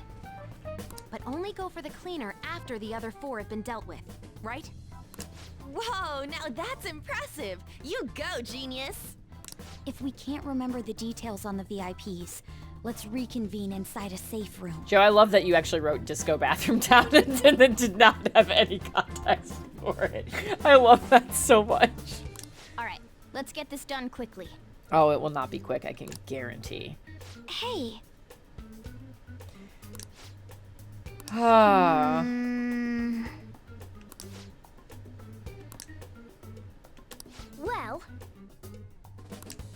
This is you kicking There me you out, go. right? You are removed from the palace. I should write something. And you can save. So you know what? I guess what's unclear to me right now, my gut reaction was these people were gonna be on the ship somewhere. But because it kicked me out, are these real world things? I have to, do I have to like leave? No, they're all in the palace. Okay, good. I think what they're saying is like let's take a mental break. Let's now that, because this is your first, like, I guess in game, this is your first time witnessing the size and magnitude of the palace. Yeah, take a day and prepare, because you have a month to do it. I don't even. Here's the thing: is like the size and magnitude of it does not feel as bad as the casino so far. So, like, fuck right off. I'm just gonna dive right into it next time. But it is time to go to next time. Yes. Yeah, why don't you stay here, because we have access to the Velvet Room and we can fuse Persona and it's not a like gap in the timeline. Okay. We can do that. But yeah, we're gonna call this a streamy stream.